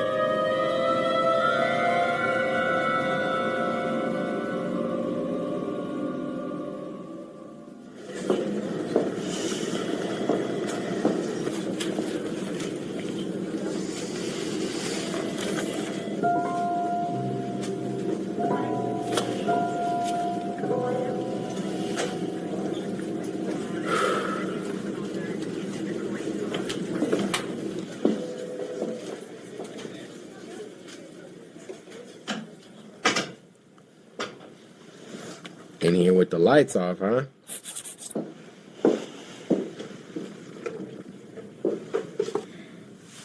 Hello, Jack. I'm Dr. Gabriel Grant. You can call me Gabby. Jack not trying to talk to you. Very nice to meet your acquaintance, Gabby. It's very nice. You hear a 4-year-old use the word acquaintance, you're getting put up for adoption. To make your acquaintance as well. I'm always very glad to make new friends. So where's your stethoscope? Stethoscope? I'm a different sort of doctor. I try and help kids with their bad feelings. He's like, well, I don't have bad feelings. Did your grandma tell you that you're going to be staying here with us for a little while? You don't look happy about that. I like my toys at home better. You don't even have any Legos here. I'm sorry. Let her know. Maybe your grandma can bring you some. You ain't even got no Legos. No, that's okay. I like your pictures. There you Your go. grandma brought me some from home as well. Always with the bear. And the clown. Do they have any names? That's Mr. Pinky and the bear's Captain Beasley. They're my friends. What's wrong with Mr. Pinky's hands? Nothing. Those are his fingers. Broken glass and razor blades and other sharp stuff like that. You're adopted! And just who does Mr. Pinky scratch with these? Sometimes people make me mad.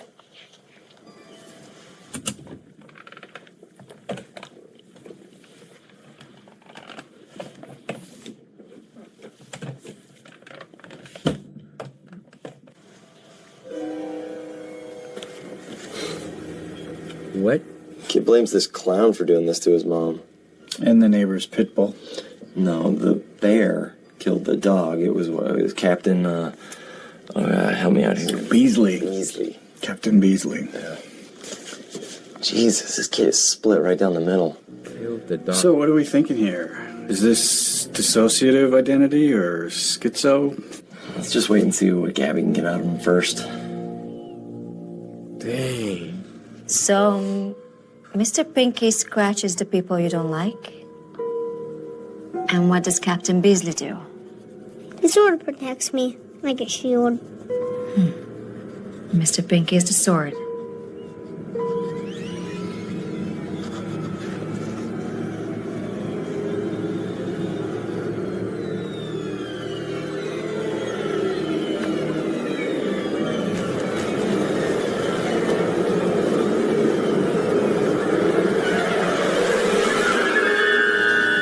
Don't worry.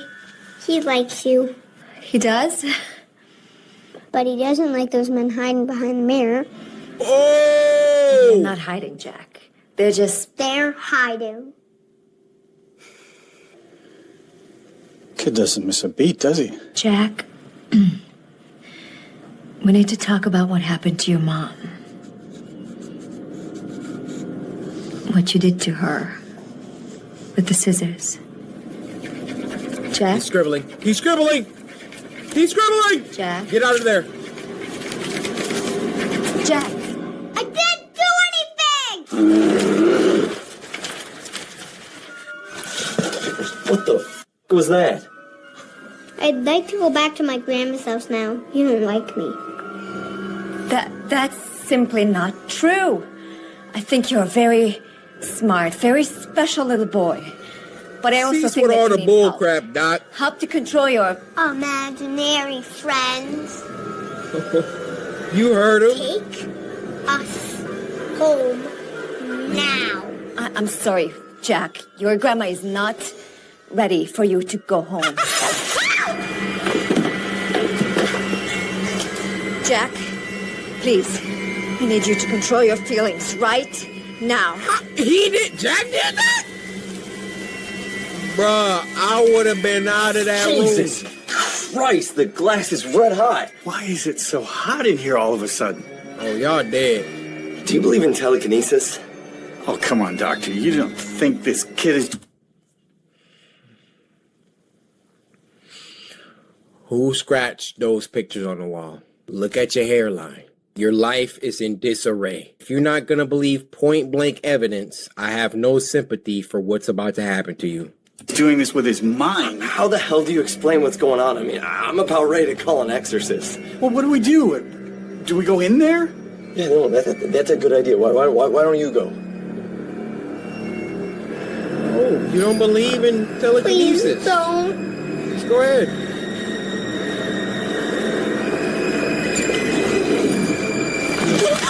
Oh! Beasley, stop!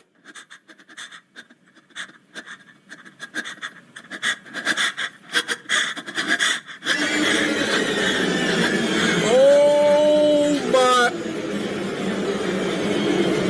He tried to warn you.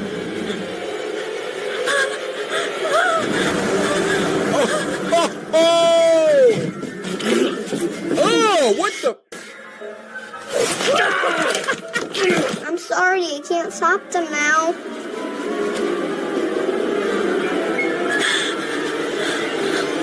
Now you're standing there with one arm.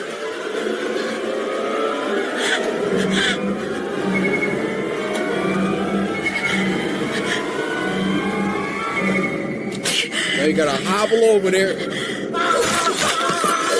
Oh my!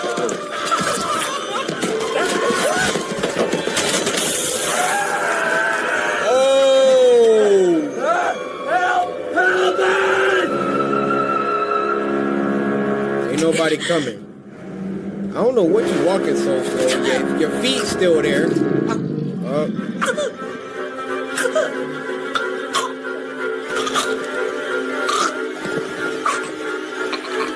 Dang. It looks like she just getting force choked by Vader. Oh, he sees it. Ugh.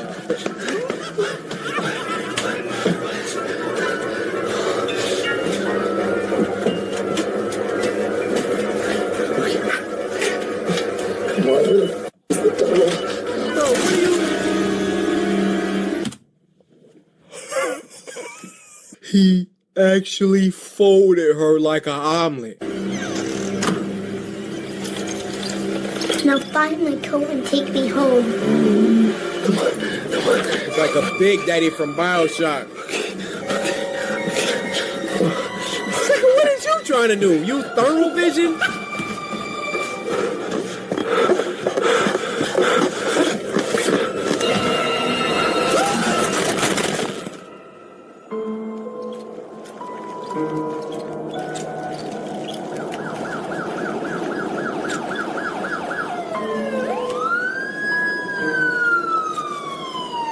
Stop!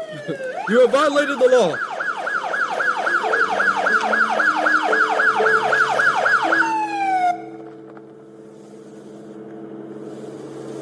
Got pulled over in a wheelchair. These cops is relentless.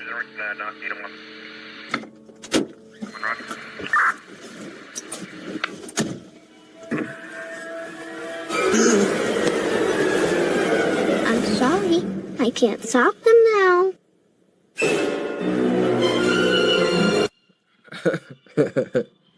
That one was straight. All right, you guys, that was a 10 week. It's literally nothing for me to say. Next week, I want y'all to do exactly what you did this week. Until then, Spooky Scary Sunday, right?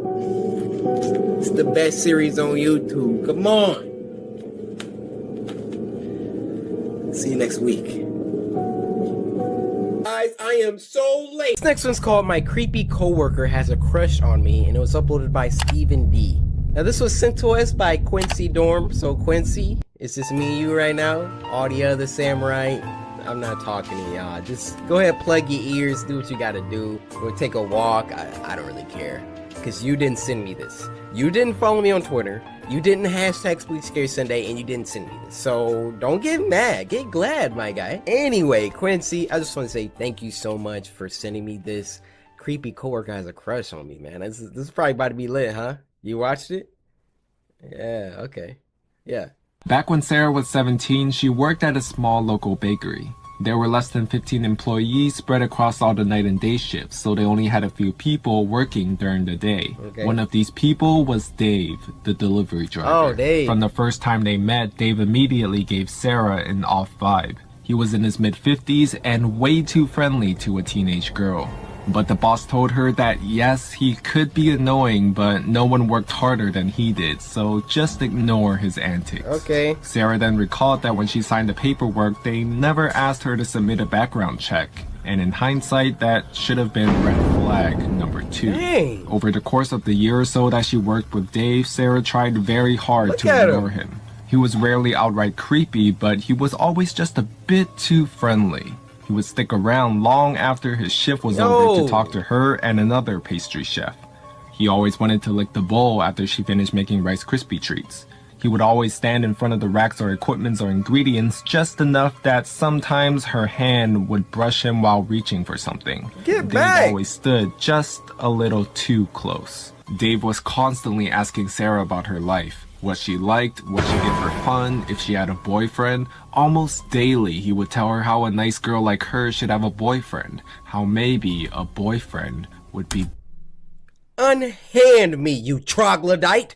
Sarah let this slide because sometimes older people can say things that were meant differently in their time. But then it was the concert invites. Every other week he had tickets to one concert or another. Once he figured out Sarah's favorite genre of music, it was almost exclusively tickets. Look how slick my dude was! Look how slick he was! Or another. Once he figured out Sarah's favorite genre of music, it was... This is how I used to walk by my crush in high school. Oh, she likes Lost, huh? Okay, I'll talk about that next time. Was almost exclusively tickets to bands she desperately wanted to see. Dang. But she also knew that she should not go anywhere with him. Then her birthday came. He bought her a t-shirt and it was 2 sizes too small. He told her to try it on after work and text him a photo. And proceeded to give Sarah his phone number. He didn't ask for her number. She said no. He asked the other pastry chef for her number, but she had her back and refused as well. He also brought 2 tickets from another band that Sarah had been wanting to see. VIP section, 21 plus only. He said he could get her in. She just had to go with him and him alone. This continued for a while. Sarah brought it up to one of her bosses, but they laughed it off as, oh, classic Dave. When he wanted a hug on his birthday and hugged her without consent, there's Dave for you. Offering to get her booze or pot?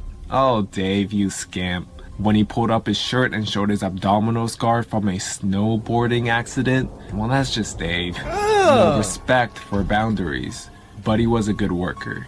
Sarah even considered having one of her big, strong male friends come in under the guise of being her boyfriend just to placate Dave. She was repulsed by him, but he hadn't really done anything to classify himself as a predator. Besides asking for her number, he had never tried to straight up harass her, and besides the odd hug or two that she was too shy and afraid to refuse, he hadn't gotten super physical. Speak up. Then one day, Dave was gone. His name disappeared from the employee roster. Sarah's boss asked to see her in the office. She informed her that Dave was no longer employed at their business. Dave had been fired. He was fired because Dave was a convicted sex offender. There is one count kidnapping a minor from the mid-90s and another count that she doesn't want to think about.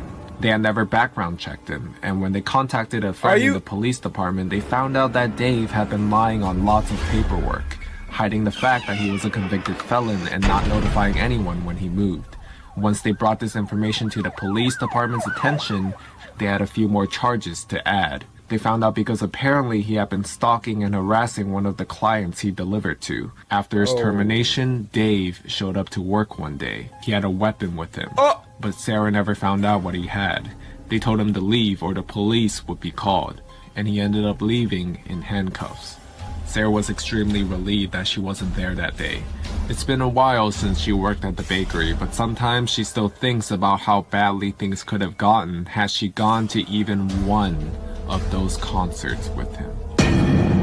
My God. Now that we know, bro, the sound effects in this story, you put those sound effects to anything, it gets scary. Guys, this morning I went downstairs. It was a long night. I woke up very hungry. There's only one breakfast food that could satisfy my empty stomach. It was cereal. I went to the pantry, grabbed a box. Grabbed a bowl with a spoon. Poured some Frosted Flakes into the bowl. They looked delicious. I went over to the fridge, grabbed the carton of milk. It was empty. This next one is called Peppa Pig Horror Movie Parody.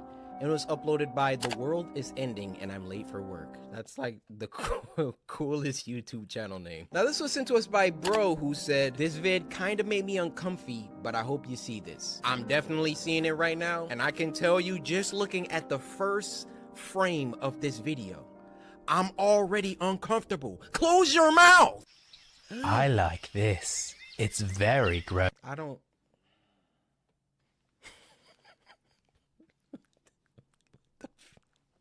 I like this. It's very gross. Granny Pig, and she was only defending herself. Oh. What's an altercation?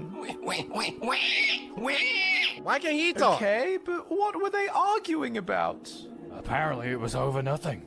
An offering had to be made. This isn't you, Peppa. George, I don't know what's happening. We need to leave. I am not going anywhere with you. We're not safe here. I need you to trust me. George. Oh my goodness, it just ends like that. I see there's a part 2 in a description. Oh, part 2 is literally 47 seconds. Okay, I guess we're just gonna continue. You don't want to die. His warmth is already in your flesh, George. I've been looking at that socket where the tooth is supposed to be this entire time. And they animated this like this on purpose.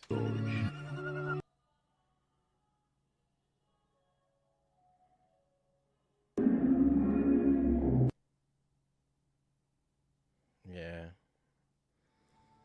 They could have kept part 2. Matter of fact, they could have kept this whole idea, this whole fever nightmare dream in the drafts. They could have kept it in a... Hello, Welcome to Spooky Scary Sunday. This is the 2021 Halloween edition, so please enjoy. We here at Kenshin Home Video and our subsidiary Local 78 wish you a happy Halloween. However, be on the lookout. Please listen to the following instructions to avoid death trouble tonight. 1. Trick or treat in groups. 2. Do not stay out too late. 3. Check all of your candy before you eat. 4. Mayor Flash out. 5. Actually, stay inside. It would be better for your health. Thank you for listening. Pay attention. Pay attention. Pay attention. Pay.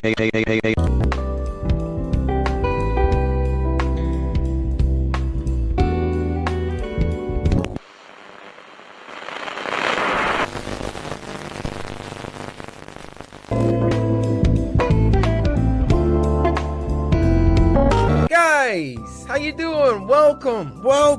Spooky Scary Sunday Halloween edition. I'm hyped. I hope y'all brought bangers today. It's Halloween. It's the spookiest day of the year. So before we get started, I'm gonna go downstairs. I'm gonna get some snacks. We gotta do it right today. No excuses. By the way, go ahead, get your Coryxkenshin merch. Today I'm rocking the Shogun. Guys, time is running out. You don't want to miss out on the 10 mil collection. Get it before it's gone. But all right, you guys, let me get a snack. I'm gonna be right back. All right.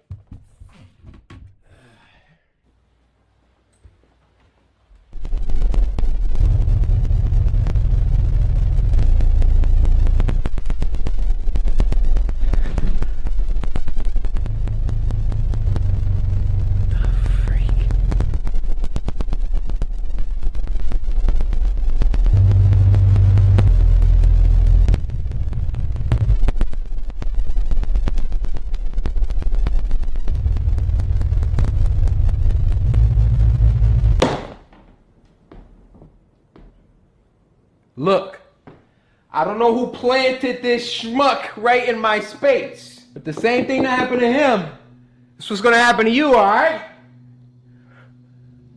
It's weird. Very weird. Bruh, I need to go grocery shopping bad. This ain't gonna cut it.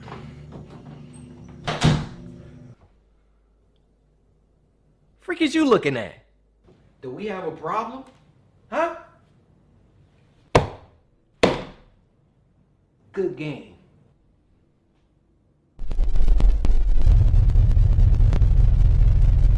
Alright guys, well, looks like I don't have any snacks, but hopefully you get yours ready. So, I guess I'll explain Spooky Scary Sunday. I did last week.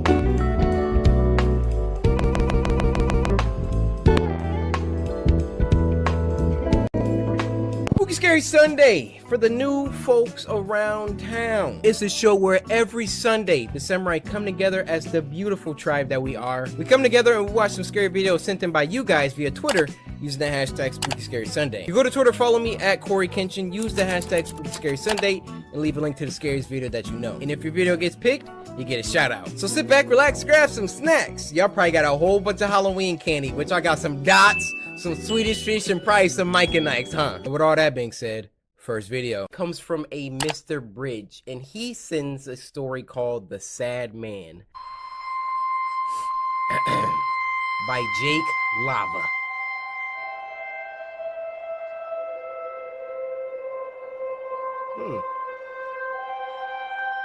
Very strange. Snowing just like it is out. What the frick did you send me, Bridge? Oh, heck no.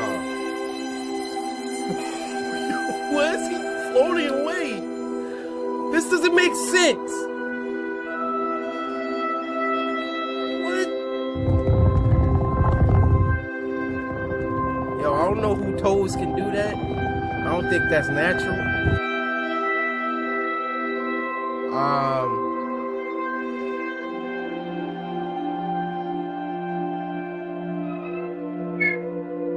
Look, I would feel more sad if his face wasn't the opposite of that.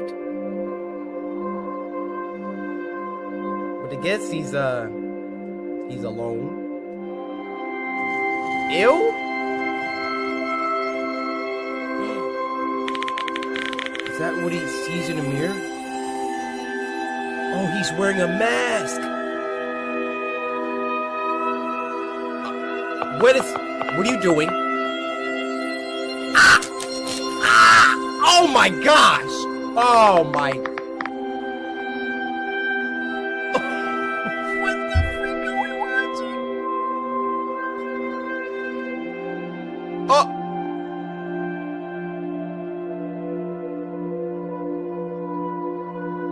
How did you get up like that, my boy? What are y'all sending me?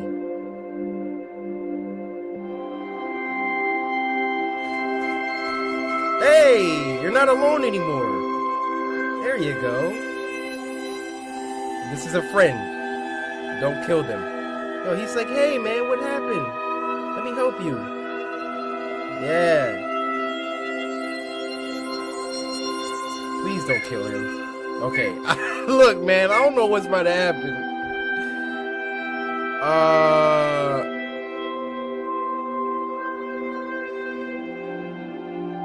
Is that a dead cat?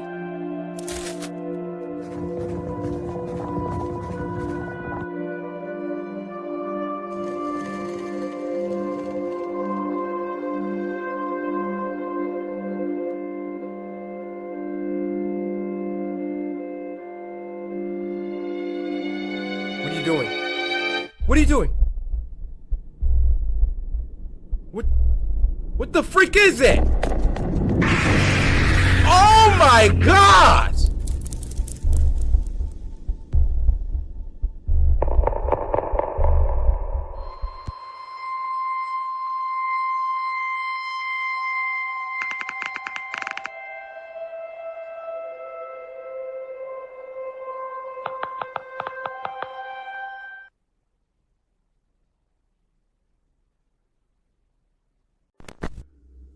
Back in the summer of 2016, I got my first job. Hold up! Let me turn that up. Back in the summer of 2016, I got my first job at 18 years old. I was excited about the work, but not about the commute. Without traffic, it was a 30-minute drive both ways. Dang! And I normally got off work around midnight, and the last thing I wanted to do was drive a half hour to get home. During the first few weeks, I was still getting used to my new routine, and one of the first things my mother told me was to keep an eye on my gas tank, and if I ever needed more, I should leave early and stop on the way, but never on my way back. True. I understood her concern. I was a petite 18-year-old female, and I looked even younger. But being who I was, I half forgot, half ignored that advice. And one night on my way home, I realized I legitimately didn't have enough gas in the tank to get me to my exit. I pulled into the first station I could find, not caring about the brand or the cost of the gas. I decided to make it as quick as possible, and only put in about $10 worth, just to get myself out of there. I swiped my card and began pumping gas, and once it got to the $10 mark, I shut it off and printed out my receipt. Thinking the worst was behind me, I was about to climb back into my car and book it home, when a voice came from the tiny intercom above the pump.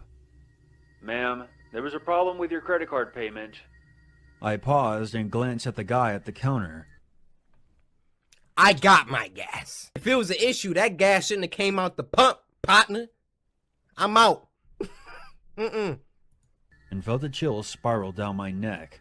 He was one of those tall, gaunt, sketchy-looking clerks, and was staring right out the window at me, beckoning me to come inside.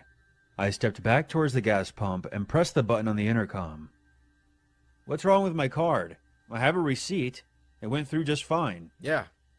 I didn't try to hide the annoyance in my voice. I didn't like the look of this guy, or the way he sounded. "I just need you to come inside, ma'am. Your receipt is incorrect. I'm going to need to run your card in here." Huh? He replied, a bit too quickly. I looked back at the guy through the window in frustration. There was no way I was going in there, where I would be alone with him. Exactly. He was staring at me wide-eyed, like some kind of creep. I stood my ground, pulled out my phone, and checked my credit card app. I held it up stupidly as if he could see it from there, and I pressed the intercom button again. It went through. I see it on my statement. I'm not coming in. Get in the car! Ma'am, if you attempt to leave, I'll call the police. I have your tag number. Please come inside. I'll I show then them my shouted at receipt. him from across the parking lot instead of pressing the intercom.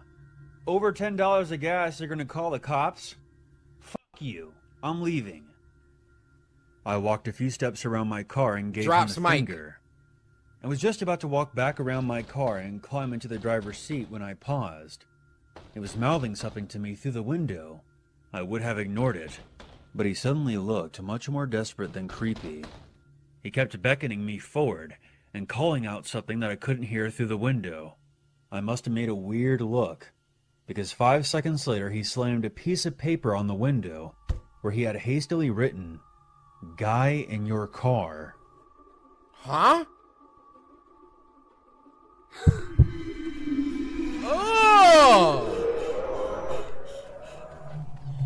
Oh, she running in now. Inside the station, and once I was there, the clerk locked the door and told me to get down. He had his eyes on my car and had a gun in his hand. I squatted down behind the counter and watched the security cameras as a tall guy in sweatpants Time out. I want to call attention to the detail of the animation. We got Pocky, we got price tags, we got warning CCTV, we got employees restricted, we got lava soda. Kalar, we appreciate the attention to detail. Look at this. We got a Pringles. Amazing. I'm immersed. Well, I'm sorry for breaking y'all immersion, but sometimes you just gotta appreciate it. I squatted down behind the counter and watched the security cameras as a tall guy in sweatpants and a windbreaker nudged my back door open, slid out quickly and jogged away into the night. Wow. I started freaking out. Turns out the clerk had noticed the guy hanging around the side of the building on the monitors. And as soon as I pulled in, he made a beeline for my car. He crouched down and opened the door, and slid himself inside as I was swiping my card, being careful not to close the door all the way behind him, so that I wouldn't hear anything. The clerk had noticed all of this on the camera. He did it to save her. What a legend! The clerk had noticed all of this on the camera, and immediately called the cops, who arrived a few minutes later. They searched the area and my car, but were not able to locate the guy, or anything that would lead back to him. The gas station clerk probably saved my life, because who knows what would have happened if I had driven off Get your next with that flick. stranger in the back seat. I think the lesson here is obvious. It's not enough to be cautious. You have to stay alert as well. Be suspicious but not stupid. And always listen to your mom. Facts in the chat. Can I get a fax in the chat on that one? Yo, that was amazing. One patron. Now, continuing on with the Mandela catalog, we got another one called the Mandela Catalog Intruder Alert, and it was uploaded by Mandela Catalog. This was sent to us by Nicholas, who said this is so, you know, I'm already, like, my headspace is already there. We just watched volume 1. Now, this one's only 5 minutes, but Intruder Alert. Why is you staring at me right now?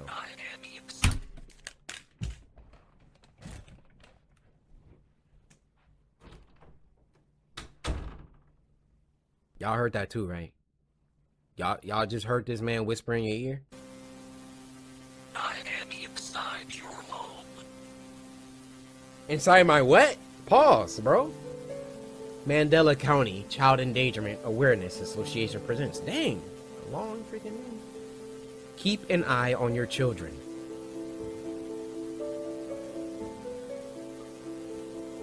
Let's face it, us parents know how time-consuming it is to keep an eye on our young children. While working is essential, they must receive attention from us so that they know we love them too. Yeah. Some of us may rely on key things that keep them entertained, like toys, walks in a stroller, or even cartoons on the family television. Okay. Be cautious with what channels your children view on the television, since you never know what harmful content they may be seeing. Your children may be viewing elements of violent content, sexual content, graphic content, scary imagery. What's that sound? They exist on different spectrums? If you hear your child screaming or crying in front of the television, wait until your child stops making noise before entering the room. You will... Whoa!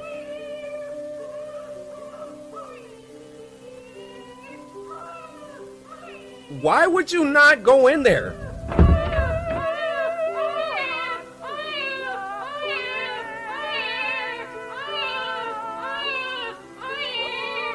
Can you get your baby?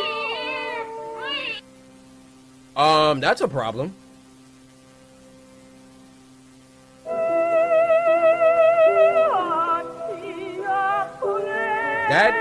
That's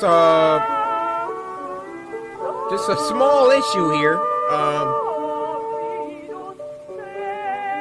No way. I'm not messing with it. Keep the whole baby. What are we watching right now? So she calmly walks out of the room.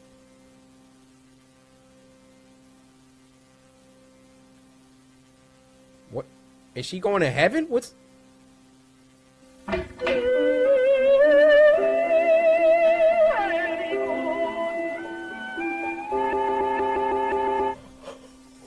What are we watching?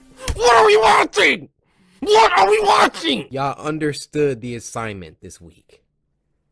What distraught at the sight of her missing infant. Emergency local authorities issued immediate safety warning for multiple counties. 3,400. As of now, a total of 3,426 children have gone missing within the following counties: Thorn County, Coryxkenshin County, Mandela County, Mandela County. Deter vulnerable children away from any television or medium that can project possibly frightening imagery. What the freak? Bro, all the TVs getting destroyed in the house. Property of the Mandela County Police Department. After receiving neighboring noise complaints of prolonged childlike crying, followed by a loud crack, an investigator was sent over to survey the home in the form of photos and video. This is a creepy looking McDonald's freaking house, bro. Primary victim's house.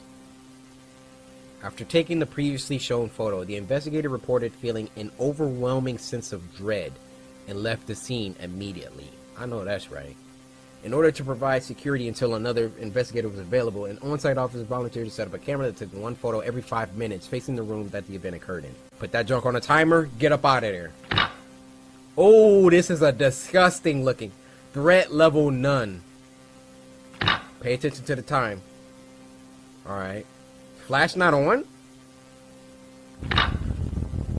Back up, back up, back up. Ooh, it's something down there. It's something. What is that? What is that? Maybe I'm...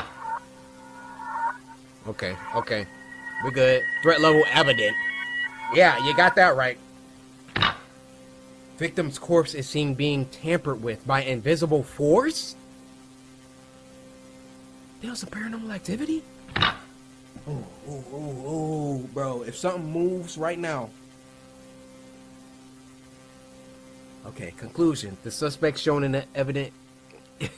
I can't read. It's completely unidentifiable. Type ruled out possibility of being an alternate. Previously shown evidence will not be released to public. Got it. I'm not messing with these Mandela catalog videos.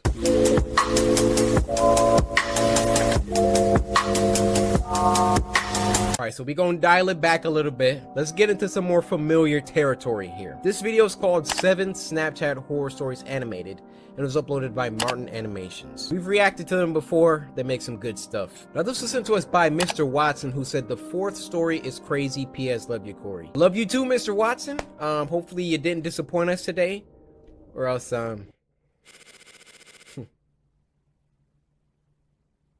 couple years ago, when I was 15, I was really big into Snapchat. Okay. I was kind of obsessed with building my Snap score, so I would add random friends and accept random requests to do so. Idiot. It was pretty weird, I know. Yeah. But being that young, my Snap score was a number that mattered to me for whatever reason. I get it. Now, a lot of my friends from school and I have this group chat.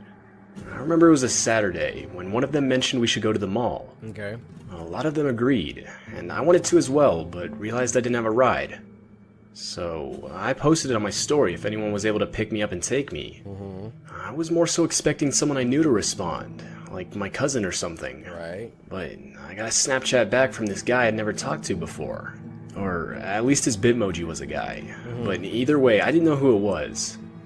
It said he was my friend on Snapchat, but we had never had a single conversation, or even shared any pictures back and forth before. Okay.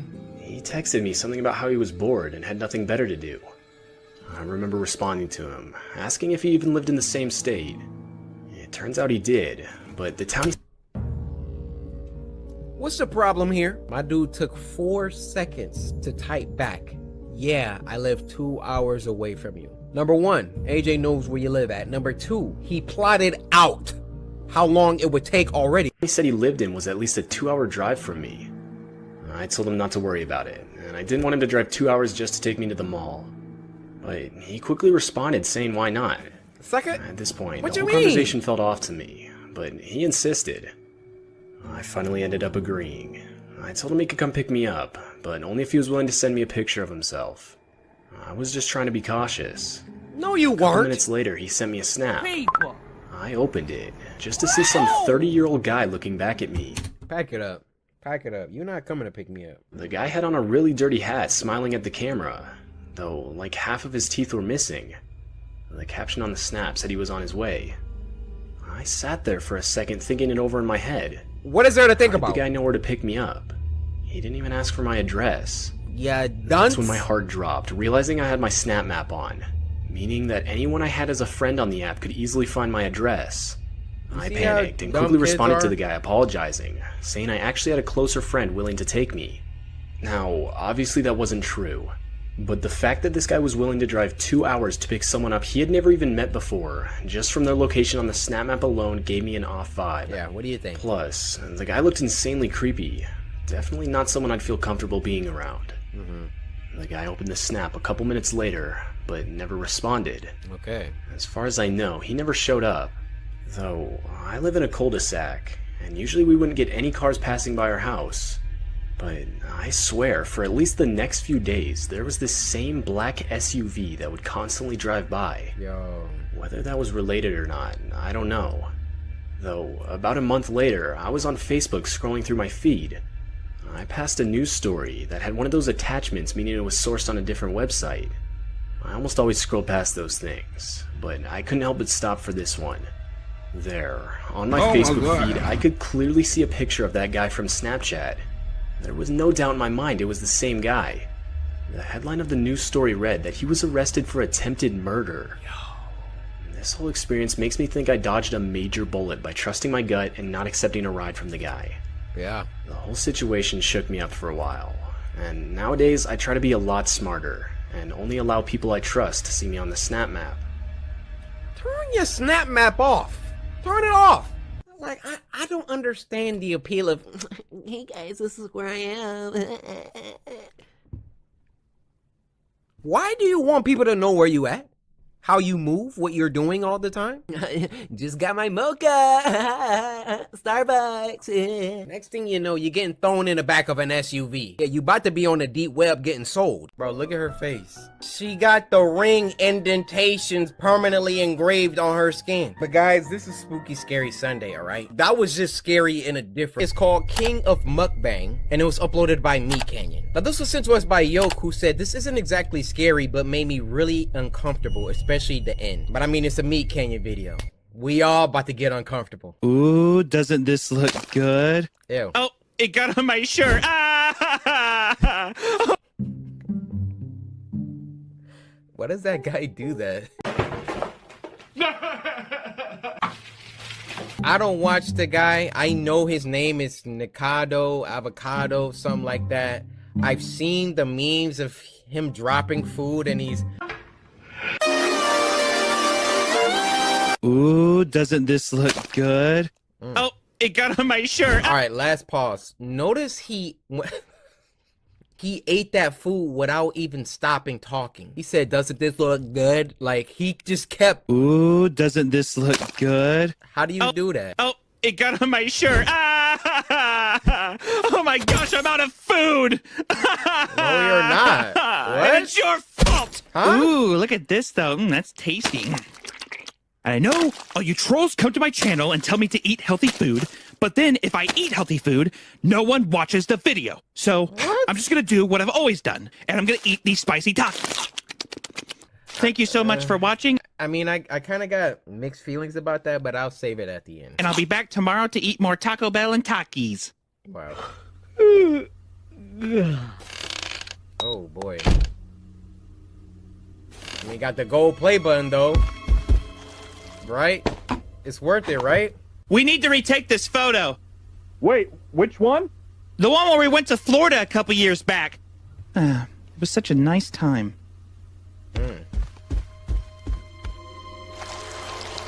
Wait, huh? What? Did we ever get more cheese at the store? I need it for a video. Gonna try and record 2 more today. If I keep uploading at this rate, we'll be able to get that house we were looking at. Wow. Who knows? Maybe we can even get matching G-Wagons. What's happening? What? How's everything melting? No. What's happening? I'm confused.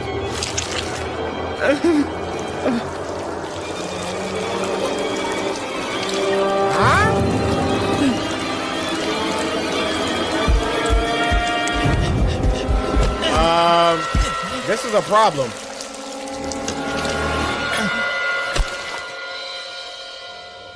It's like an episode of the Twilight Zone. Don't touch me! Whatever he touches! Oh! No, Arlen, no! The wall. What?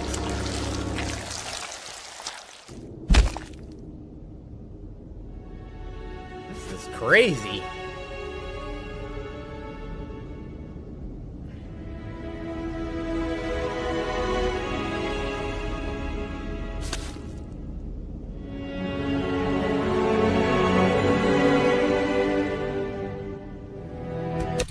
This music is like so epic. I feel like I'm watching a real movie right now. Shout out me, Kenyon, bro.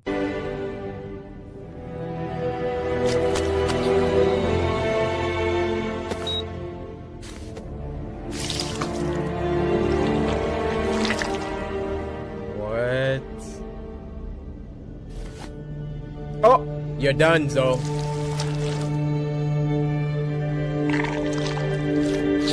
And then he ate it.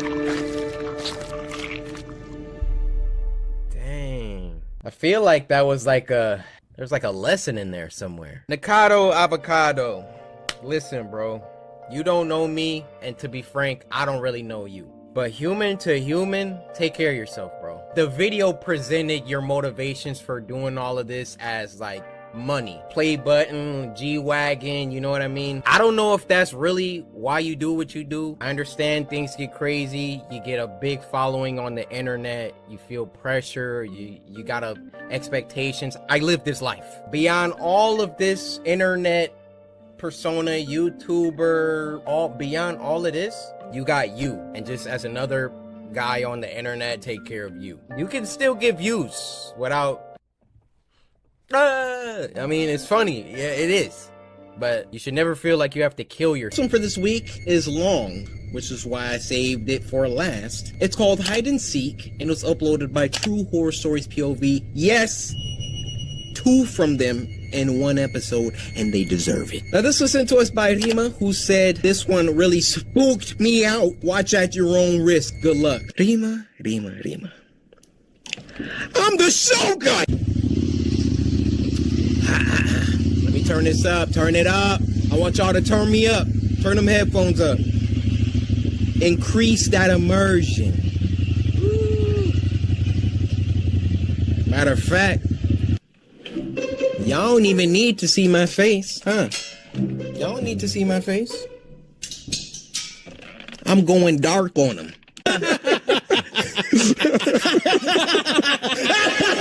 Aku turun Okey, jap. Keras ya buntut. Bottom hurt. Tapi not bad sih. I can make that bottom hurt. I'm sorry. Asal kau buka Mat? I'm sorry.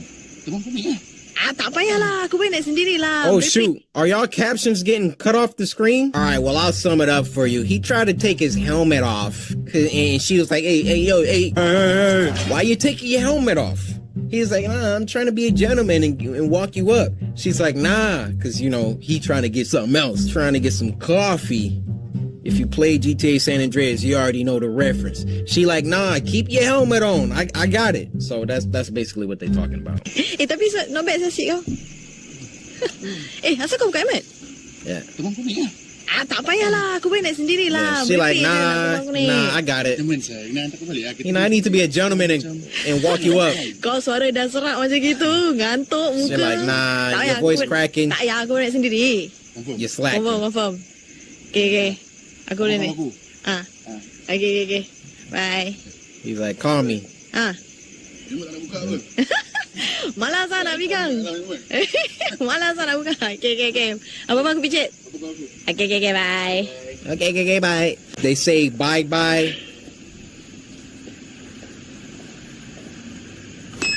So you didn't hear that, lady? I know you heard that. I don't even know what I was talking about, but this apartment complex is haunted. It's been 3 scary stories at this complex alone. I don't know if these are different people that this is happening to, but y'all need to move from this place. We done seen 3 people almost die. Uh-oh. Okay. Listen, I'm on edge. This junk is like 15 minutes long, so I don't know how they about to make this that long. Look at that. Where's my dude clapping up the stairs? Remember the dude from last episode? Why is she moving so carefully? Do you not live? Oh, she's sneaking in. Ooh, you naughty. She's sneaking in after dark. I thought you had your own crib. Be very quiet. See, back in the day, your boy used to sneak in all the time. I'd be going to parties, Power Rangers, girls' houses, stuff like that. I used to be in love. Baru nak balik. He's like, what time is it? Dah pukul berapa ni? Buat rumah macam hotel. This ain't no hotel, girl. Kunci kau. Give me your keys. Kunci kau kasih abah. Sekejap. Give me your keys. Kau duduk sini. Kau jam mana? Kau duduk tu diam. Hey, that's them privileges. They mine now. You want to stay out all night? Okay, sekarang kau duduk sini. Kau tak ingat nak balik kan? Cakap mak bapak kau tak dengar kan? Kau duduk sini. Oh! Suka sangat duduk luar? Jangan kau masuk. Kau duduk kat sini. You like being outside so much? Go ahead and sit outside. Dang! That's how y'all parents are in Singapore? Is this in Singapore? My bad if it's not. Yo.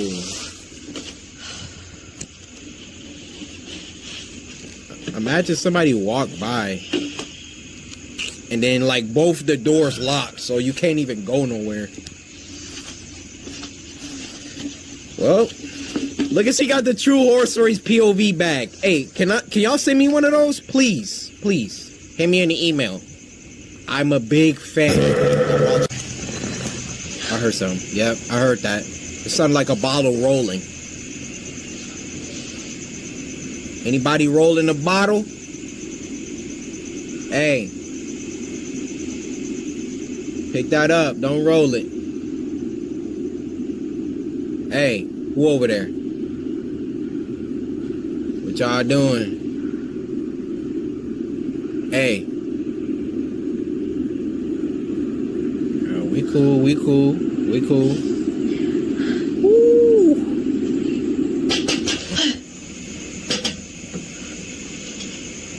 What you want? Siapa tu? Apa tu? Apa tu? Where my captions at? No captions? What's that, tissue? Oh, a little blanket. Her dad really making her sleep outside. Dang, bruh. We about to hear that bottle rolling, bro.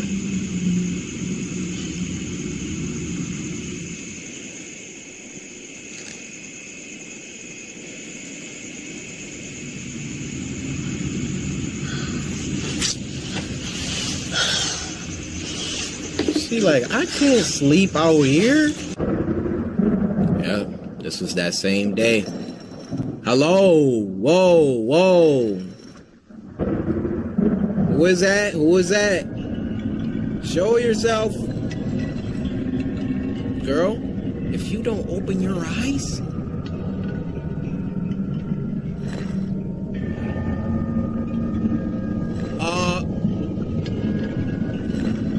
Oh boy. Yep, get up. You good.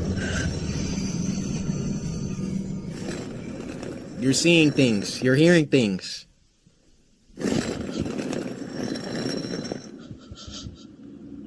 Pull up then. Pull up.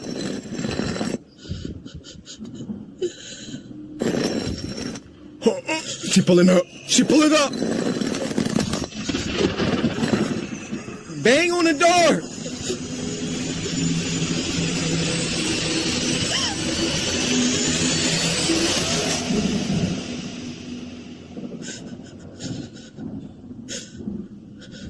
We Gucci.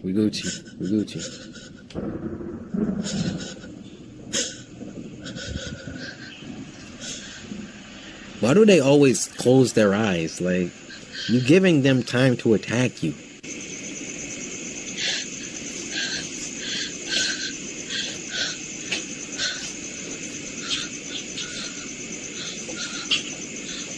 Smart. Make yourself a little curtain.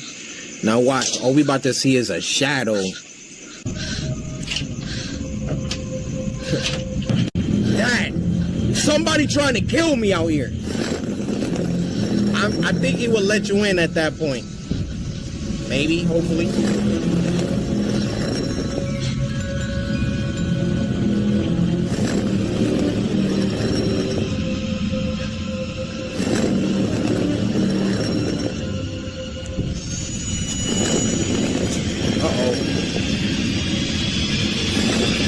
Why you got your eyes closed?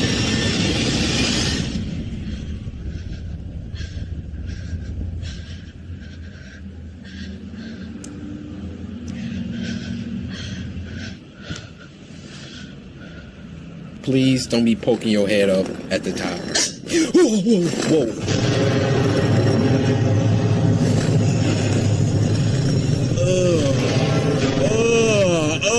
She is too tall. Why are you that tall?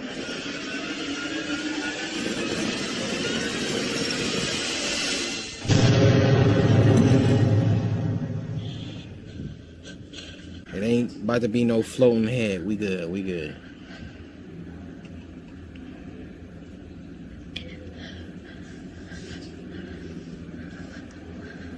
Look up. Let's do it. Oh, girl, what are you doing?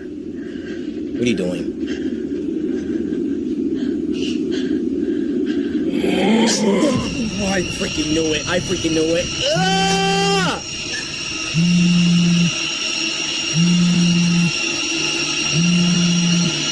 Pick it up! Roddy Rick, pull up! Hello? Hello? Kau call aku tadi ya? Aku call pasal aku nak bilang kau. My dad locked me out. He won't let me in the house. Bapak aku tak kasi aku masuk rumah. Sorry, aku tadi dengar Raida. Kau nak aku patah balik tak? Yes.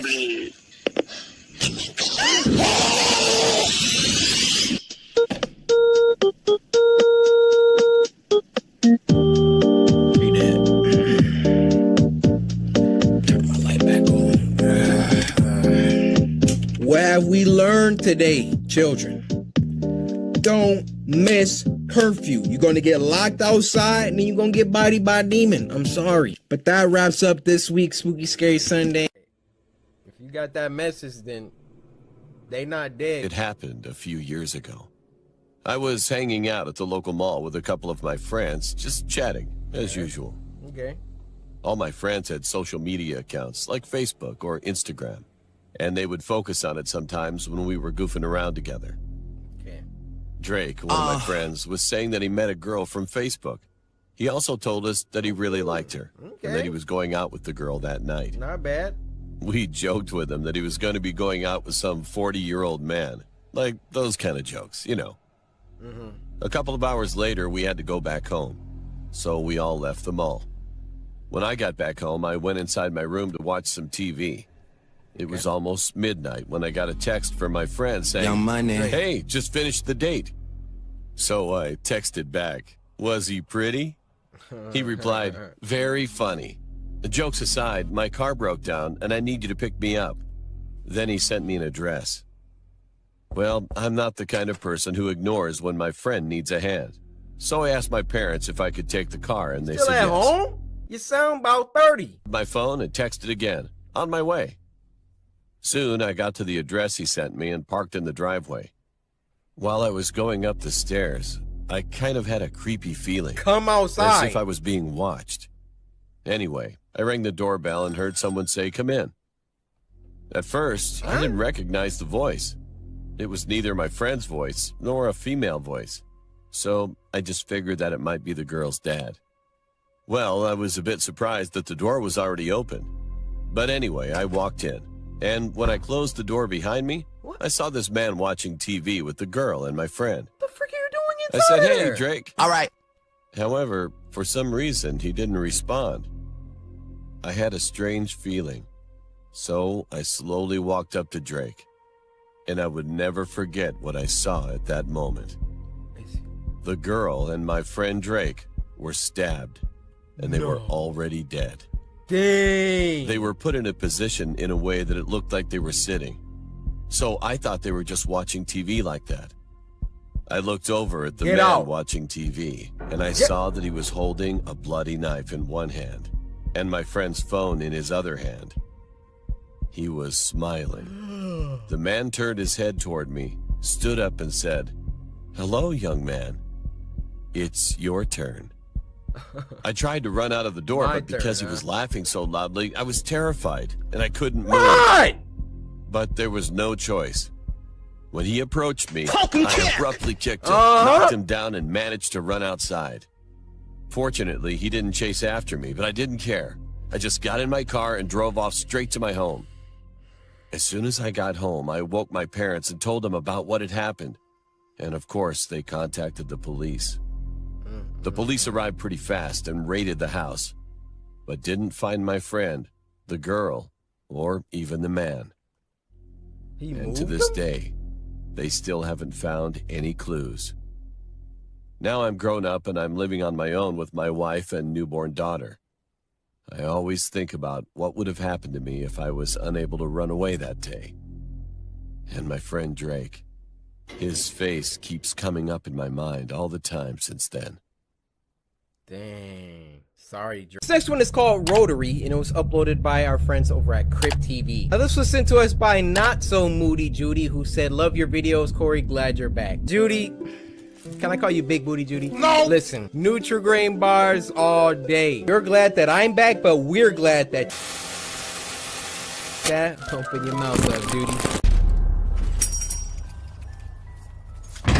Rotary. Okay, present. Does this thing work? No, it's just for show.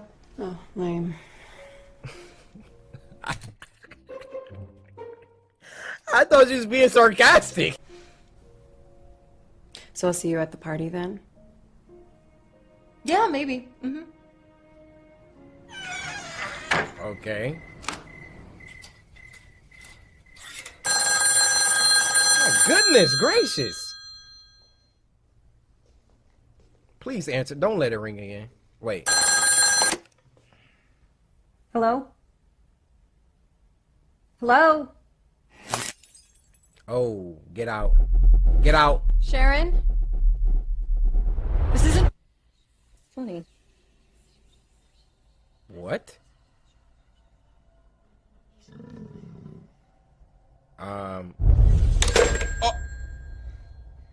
Oh.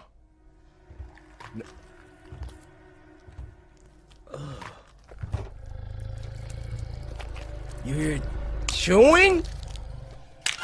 Oh!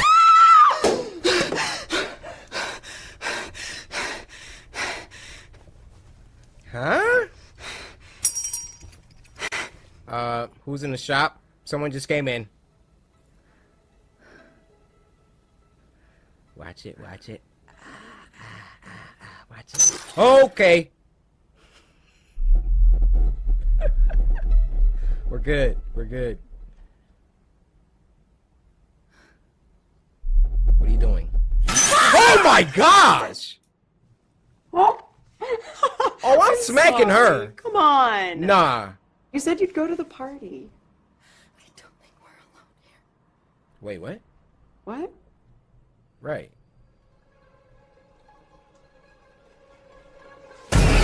Oh my!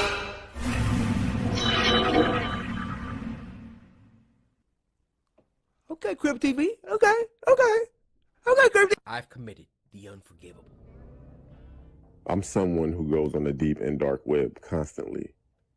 It's not what people Back up from your mic. think, where it's evil and overpopulated with crazy people. That's only a small percentage of the dark web. Right. Years ago, my girlfriend broke up with me, and I put her personal information on a forum. And soon after that,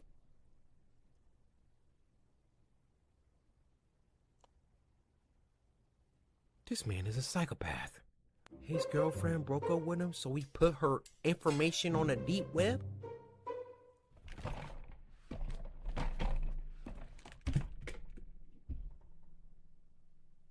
personal information on a forum. And soon after that, she disappeared. It's been a while since that happened. She dead! And I've ran into people that have disrespected me since. I'm not an intimidating guy, nor do I look intimidating. Nor do I ever have physical or verbal conflicts. I always think to myself that these people don't know what could happen to them. I work at a fast... This dude is like Yagami with the death note. You make this dude mad? I'm putting you on a deep web. Oh, you stepped on my shoe? Deep web! Oh, didn't match me on Tinder, huh? Deep web! Didn't Samurai slice the like button on this video, Maya? You know where you about to go, huh? Food restaurant. And at the time of this story, my manager was really on my case about everything. I would be late, mess up orders, have an attitude with customers, and some other stuff I could name, but it's so much. I understood that I was messing up, but the tone that this guy would talk to me embarrassed me in front of my coworkers, and sometimes in front of customers. One day, though, that was the last straw. So one day I walked into work, to the deep 5 minutes before I was due to clock in, and my manager out loud said that the window liquor is finally on time, in front of customers and my coworkers. Everyone laughed at me. During my whole shift that night, he would direct smart comments toward me, while still yelling at me for everything that I did wrong. I made up my mind. I was going to find that forum and give his information. On my walk home, I was going back and forth with myself about whether to do it or not. By the time I made it home, I made up my mind. I didn't shower, nor did I change clothes. I went straight to my laptop, and I searched. I possibly clicked maybe 100 links, because on the dark web, there are links that will take you down any rabbit hole. A link named Pork Chop piqued my interest. When I clicked it, I was directed to make him an into about pork page. chops. It only said 6 words. We find it, we chop it. And another link that said, here's an example of what we do. I clicked it, of course. As soon as I clicked on it, the picture went to the point of view from an old school camera, with the date and time in the corner of the screen. The person behind the camera approached the man and followed him. A few minutes go by, and the man noticed what was happening. He turned around and approached the camera while yelling and screaming at the person for following him. Then all of a sudden, you see 5 huge guys dressed in black wearing a pig mask run from behind a man and drag him into the dark.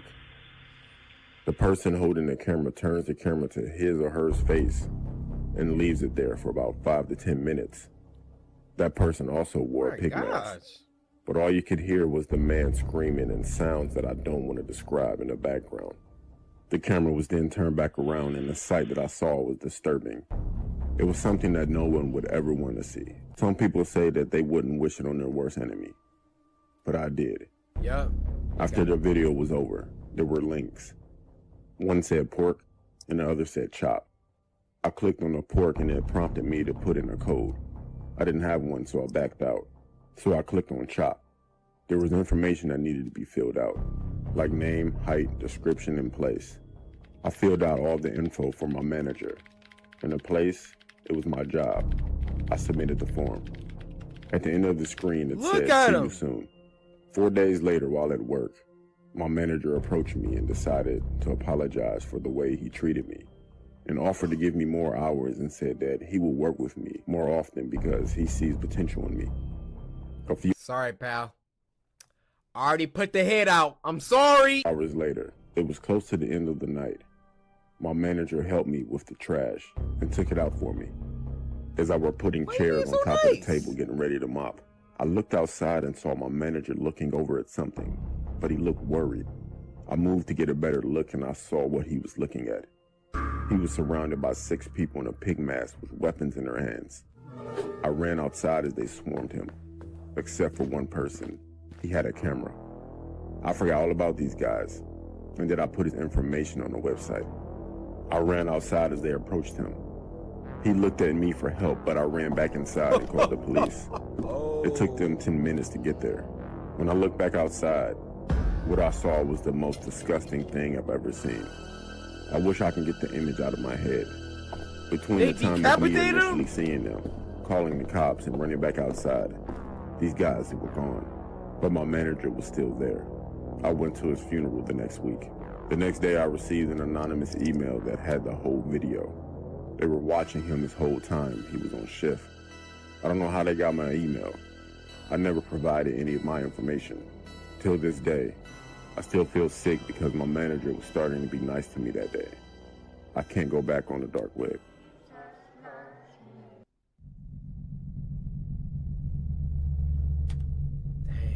Y'all see that? Be nice to people. You never know, the last person that you bully just might be the one that put you in a death note, or in real terms, the deep web. This next one is called Lost VHS Tape, and it was uploaded by Baddington. You know, the guy from last week that gave us that brilliant toy maker video. This was sent to us from Kia, who said, "This joint is spooky, alright." Well, Kia, let me just take a swig of my, Fiji. Your boy bougie now. I'm done with all that Dasani. It's a level up my water game. Hold on, let me say my grace.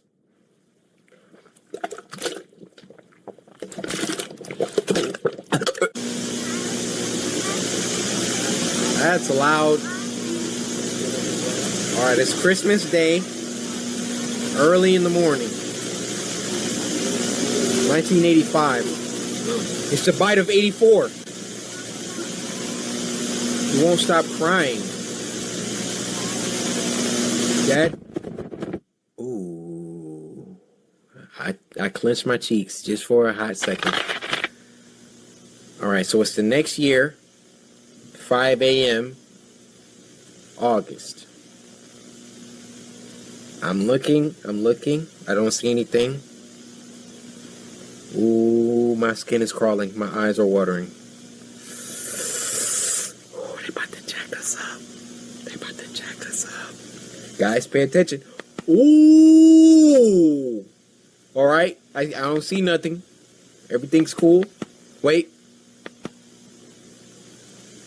I don't see anything. I don't see anything. Oh my gosh. Whoa! Is there something in front of us?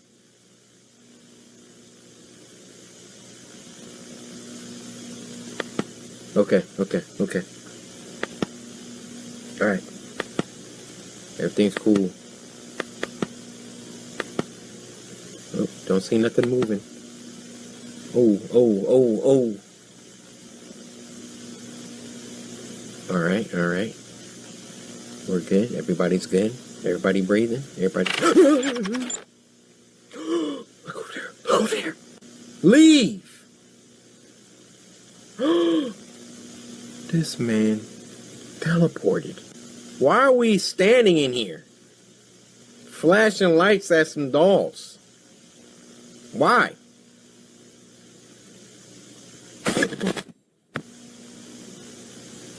See, I can't. A loud, abrupt image in my face popped up in front of us. I saw it. Nope. You're not slick, Baddington. I saw it. It's getting bigger. It's growing. They're trying to mask it with the distortion of the VHS. But I saw it. Oh, it moved again. Come on. Jump scare me. Do it.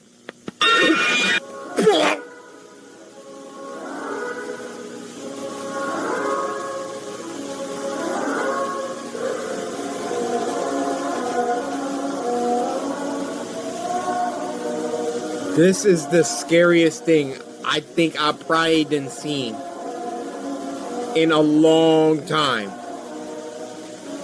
Why is he just bouncing like that? Is he turning? I can't feel my arms. Well, that sounds like a you problem. I can't feel my legs. The freak you been doing? Yet I only feel pain. I'm sorry.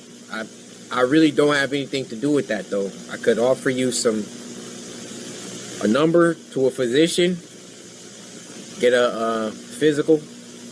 There's something inside me, something that beats.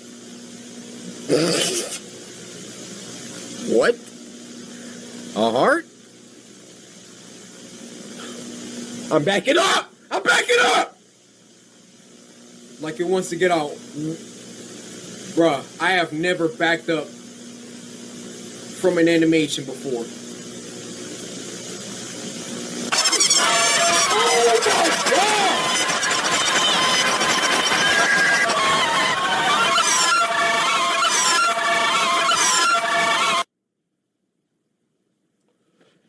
This week is automatic 10. Now this next one is called Close Your Eyes, and it was uploaded by Locust Garden. Now this was sent to us by Chico, who said, I hope your day has been good. Chico, I hope your day has been good, my boy. Go on!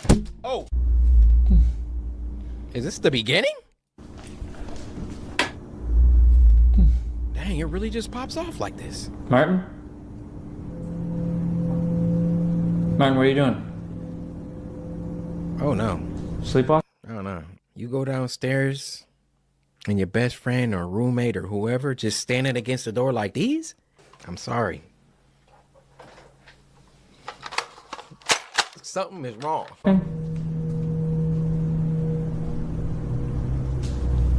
Don't do it. Don't do it, dude. She told me if I close my eyes, she'd tell me secrets. Who said that? Your mom. Listen. Why would you? You have to knock.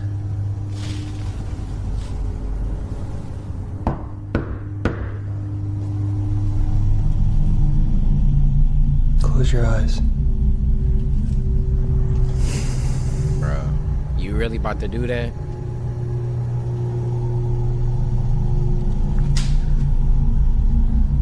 I don't hear anything.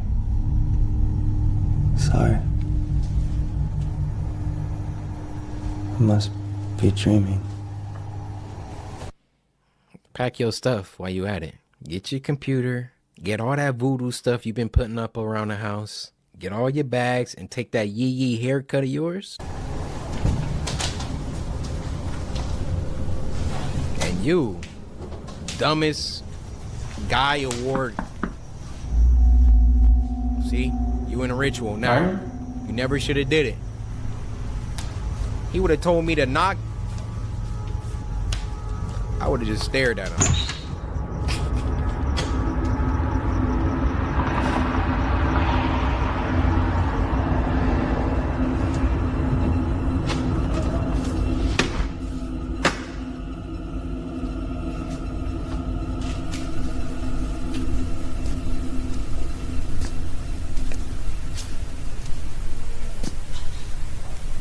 Yikes, yikes, yikes.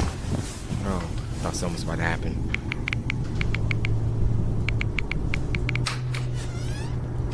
Ooh, brother.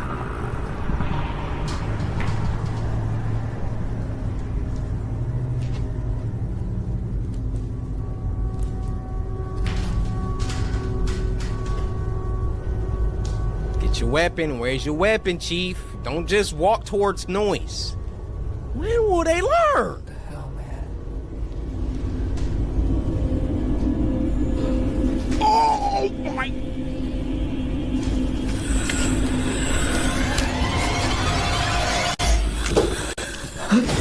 Wow! Wow! Wow!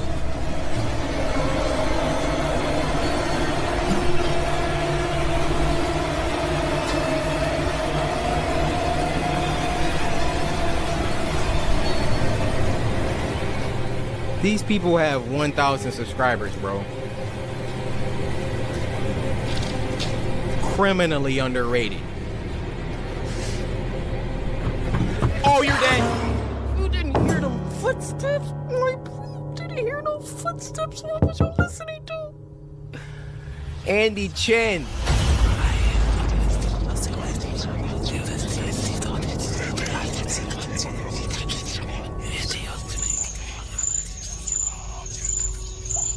Oh, y'all put y'all foot into that one. She was in the back like...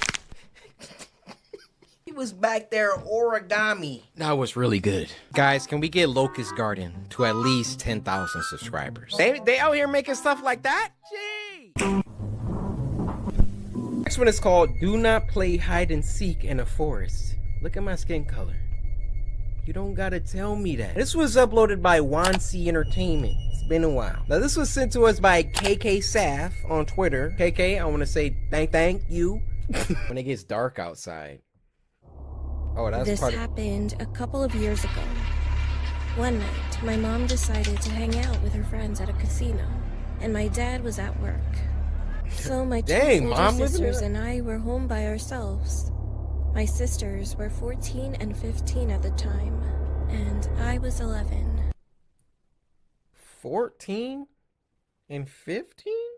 I'm just saying, they... We were home by ourselves. My sisters were 14 and 15 at the time, and I was 11. After my mom left, it was pretty exciting to be home by ourselves. But an hour later, it got boring. So we decided to play a game. We ended up playing hide and seek. At that point, I was a bit scared because it was 11 p.m., almost midnight. Now don't do it. But then I kind of brushed it off since I thought my dad would come home soon. I didn't want to admit that I was scared. Also, I don't want to be home alone, so I decided to play. Let's just play hide and seek in the backyard, I suggested. Let's play in the she house. Refused. There are no hiding spots back there. Let's go to the forest. Oh, my sister said. After my sister said that, shivers went down my spine. But anyway, we stepped into the forest that's nearby. Go count, my second older sister said to me. I decided that I had to be brave. Don't do it. My other sister gave me a blindfold. What is this for? I asked. Put it on and try to find us, my sister With said. it on?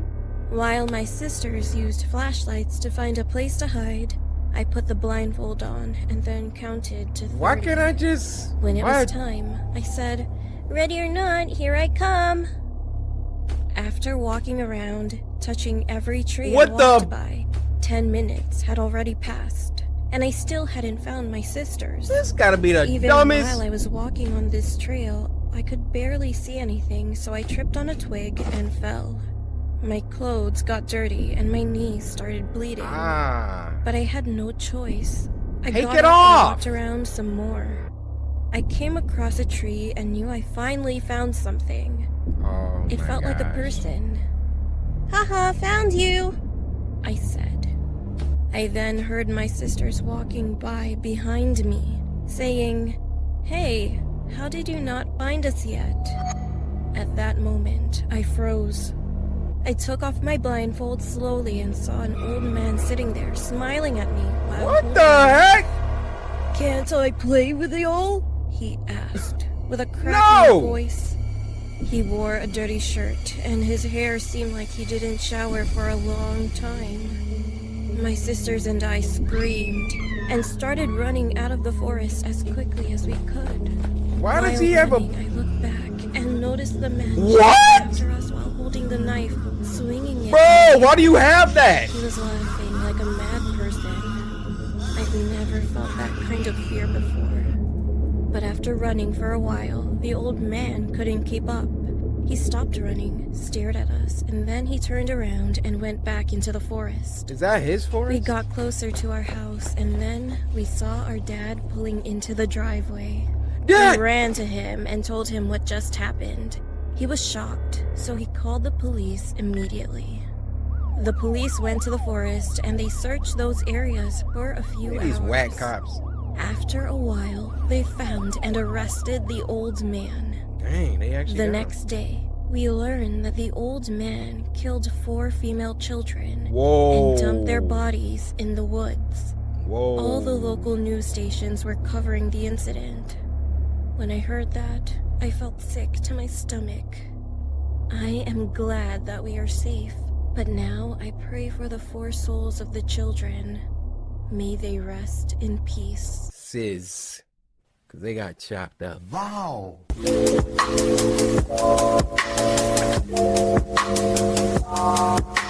Now this next one is called Abduction Horror Story, and it was uploaded by our good friend Mama Arts. This was sent to us by Victor, who said, "Good to have you back, Corey." Hey Victor, while I have you, did you slice that like button? Victor, I don't want to hear that. Oh snap. My name is Josh Roberts, and it's been a year since I was abducted. What? I remember it like it was yesterday. I was walking home from school. It was about 6 p.m. and there was a full moon and a chill in the air. I stepped off the bus, and for the first time, someone else got off with me. I'd never seen this new kid at school before. I could hear footsteps behind me. I took a quick glance and saw the kid walking at a brisk pace. Let me help y'all out, alright? Because I done been in this situation before. You walking somewhere and somebody is a little too close behind you. So here's what you do. I'm giving y'all life tips. This is exactly what you do. Walking, right? You take your phone out. You act like it went off. So you walking. You notice somebody behind you, right?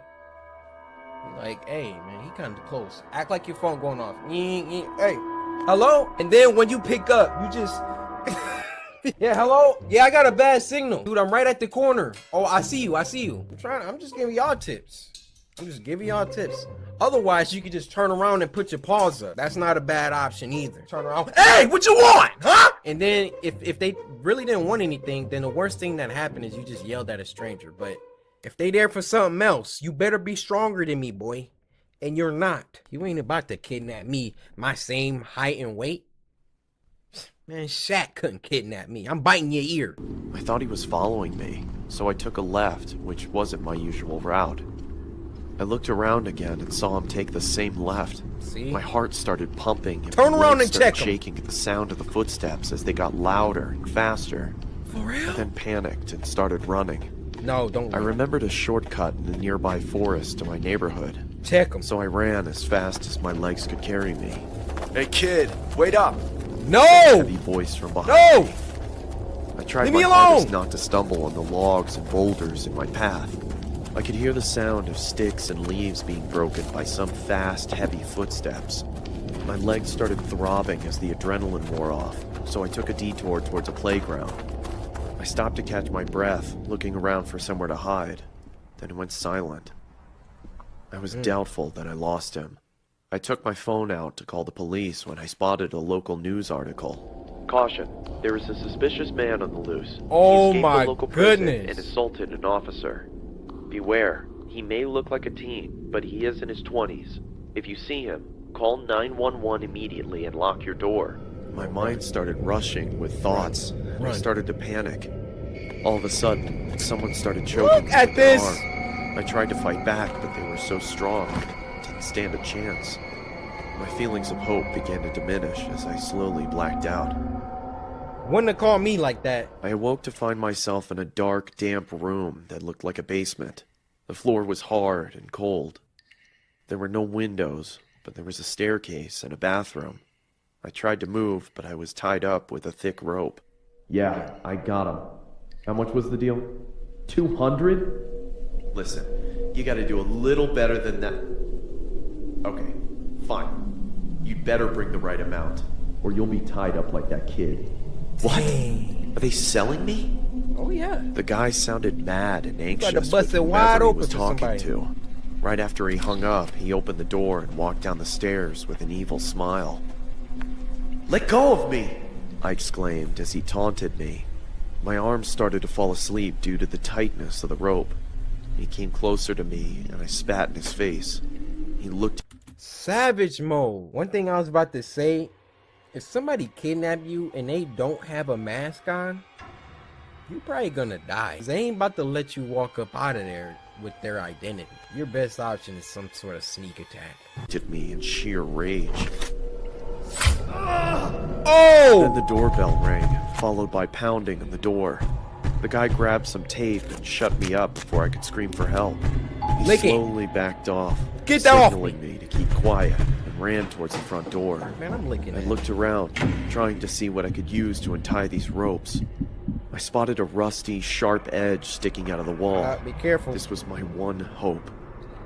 I successfully got up and tried with all my might to reach it. As I was trying to cut the rope from my hands, I could hear the commotion upstairs getting heated. I managed to free myself from the ropes when I heard the front door slam. Let's go. The silence was terrifying. I was frozen in fear. Footsteps started coming towards the door. I choked and shuffled back to my original position, arms behind my back, wrists tightly locked together. Sneak attack. Now where were we? Said the man. He Sneak walked attack. towards me, grabbed my ankles, and started dragging me when the phone rang. He dropped me instantly and charged upstairs. I wasn't going to lose this opportunity.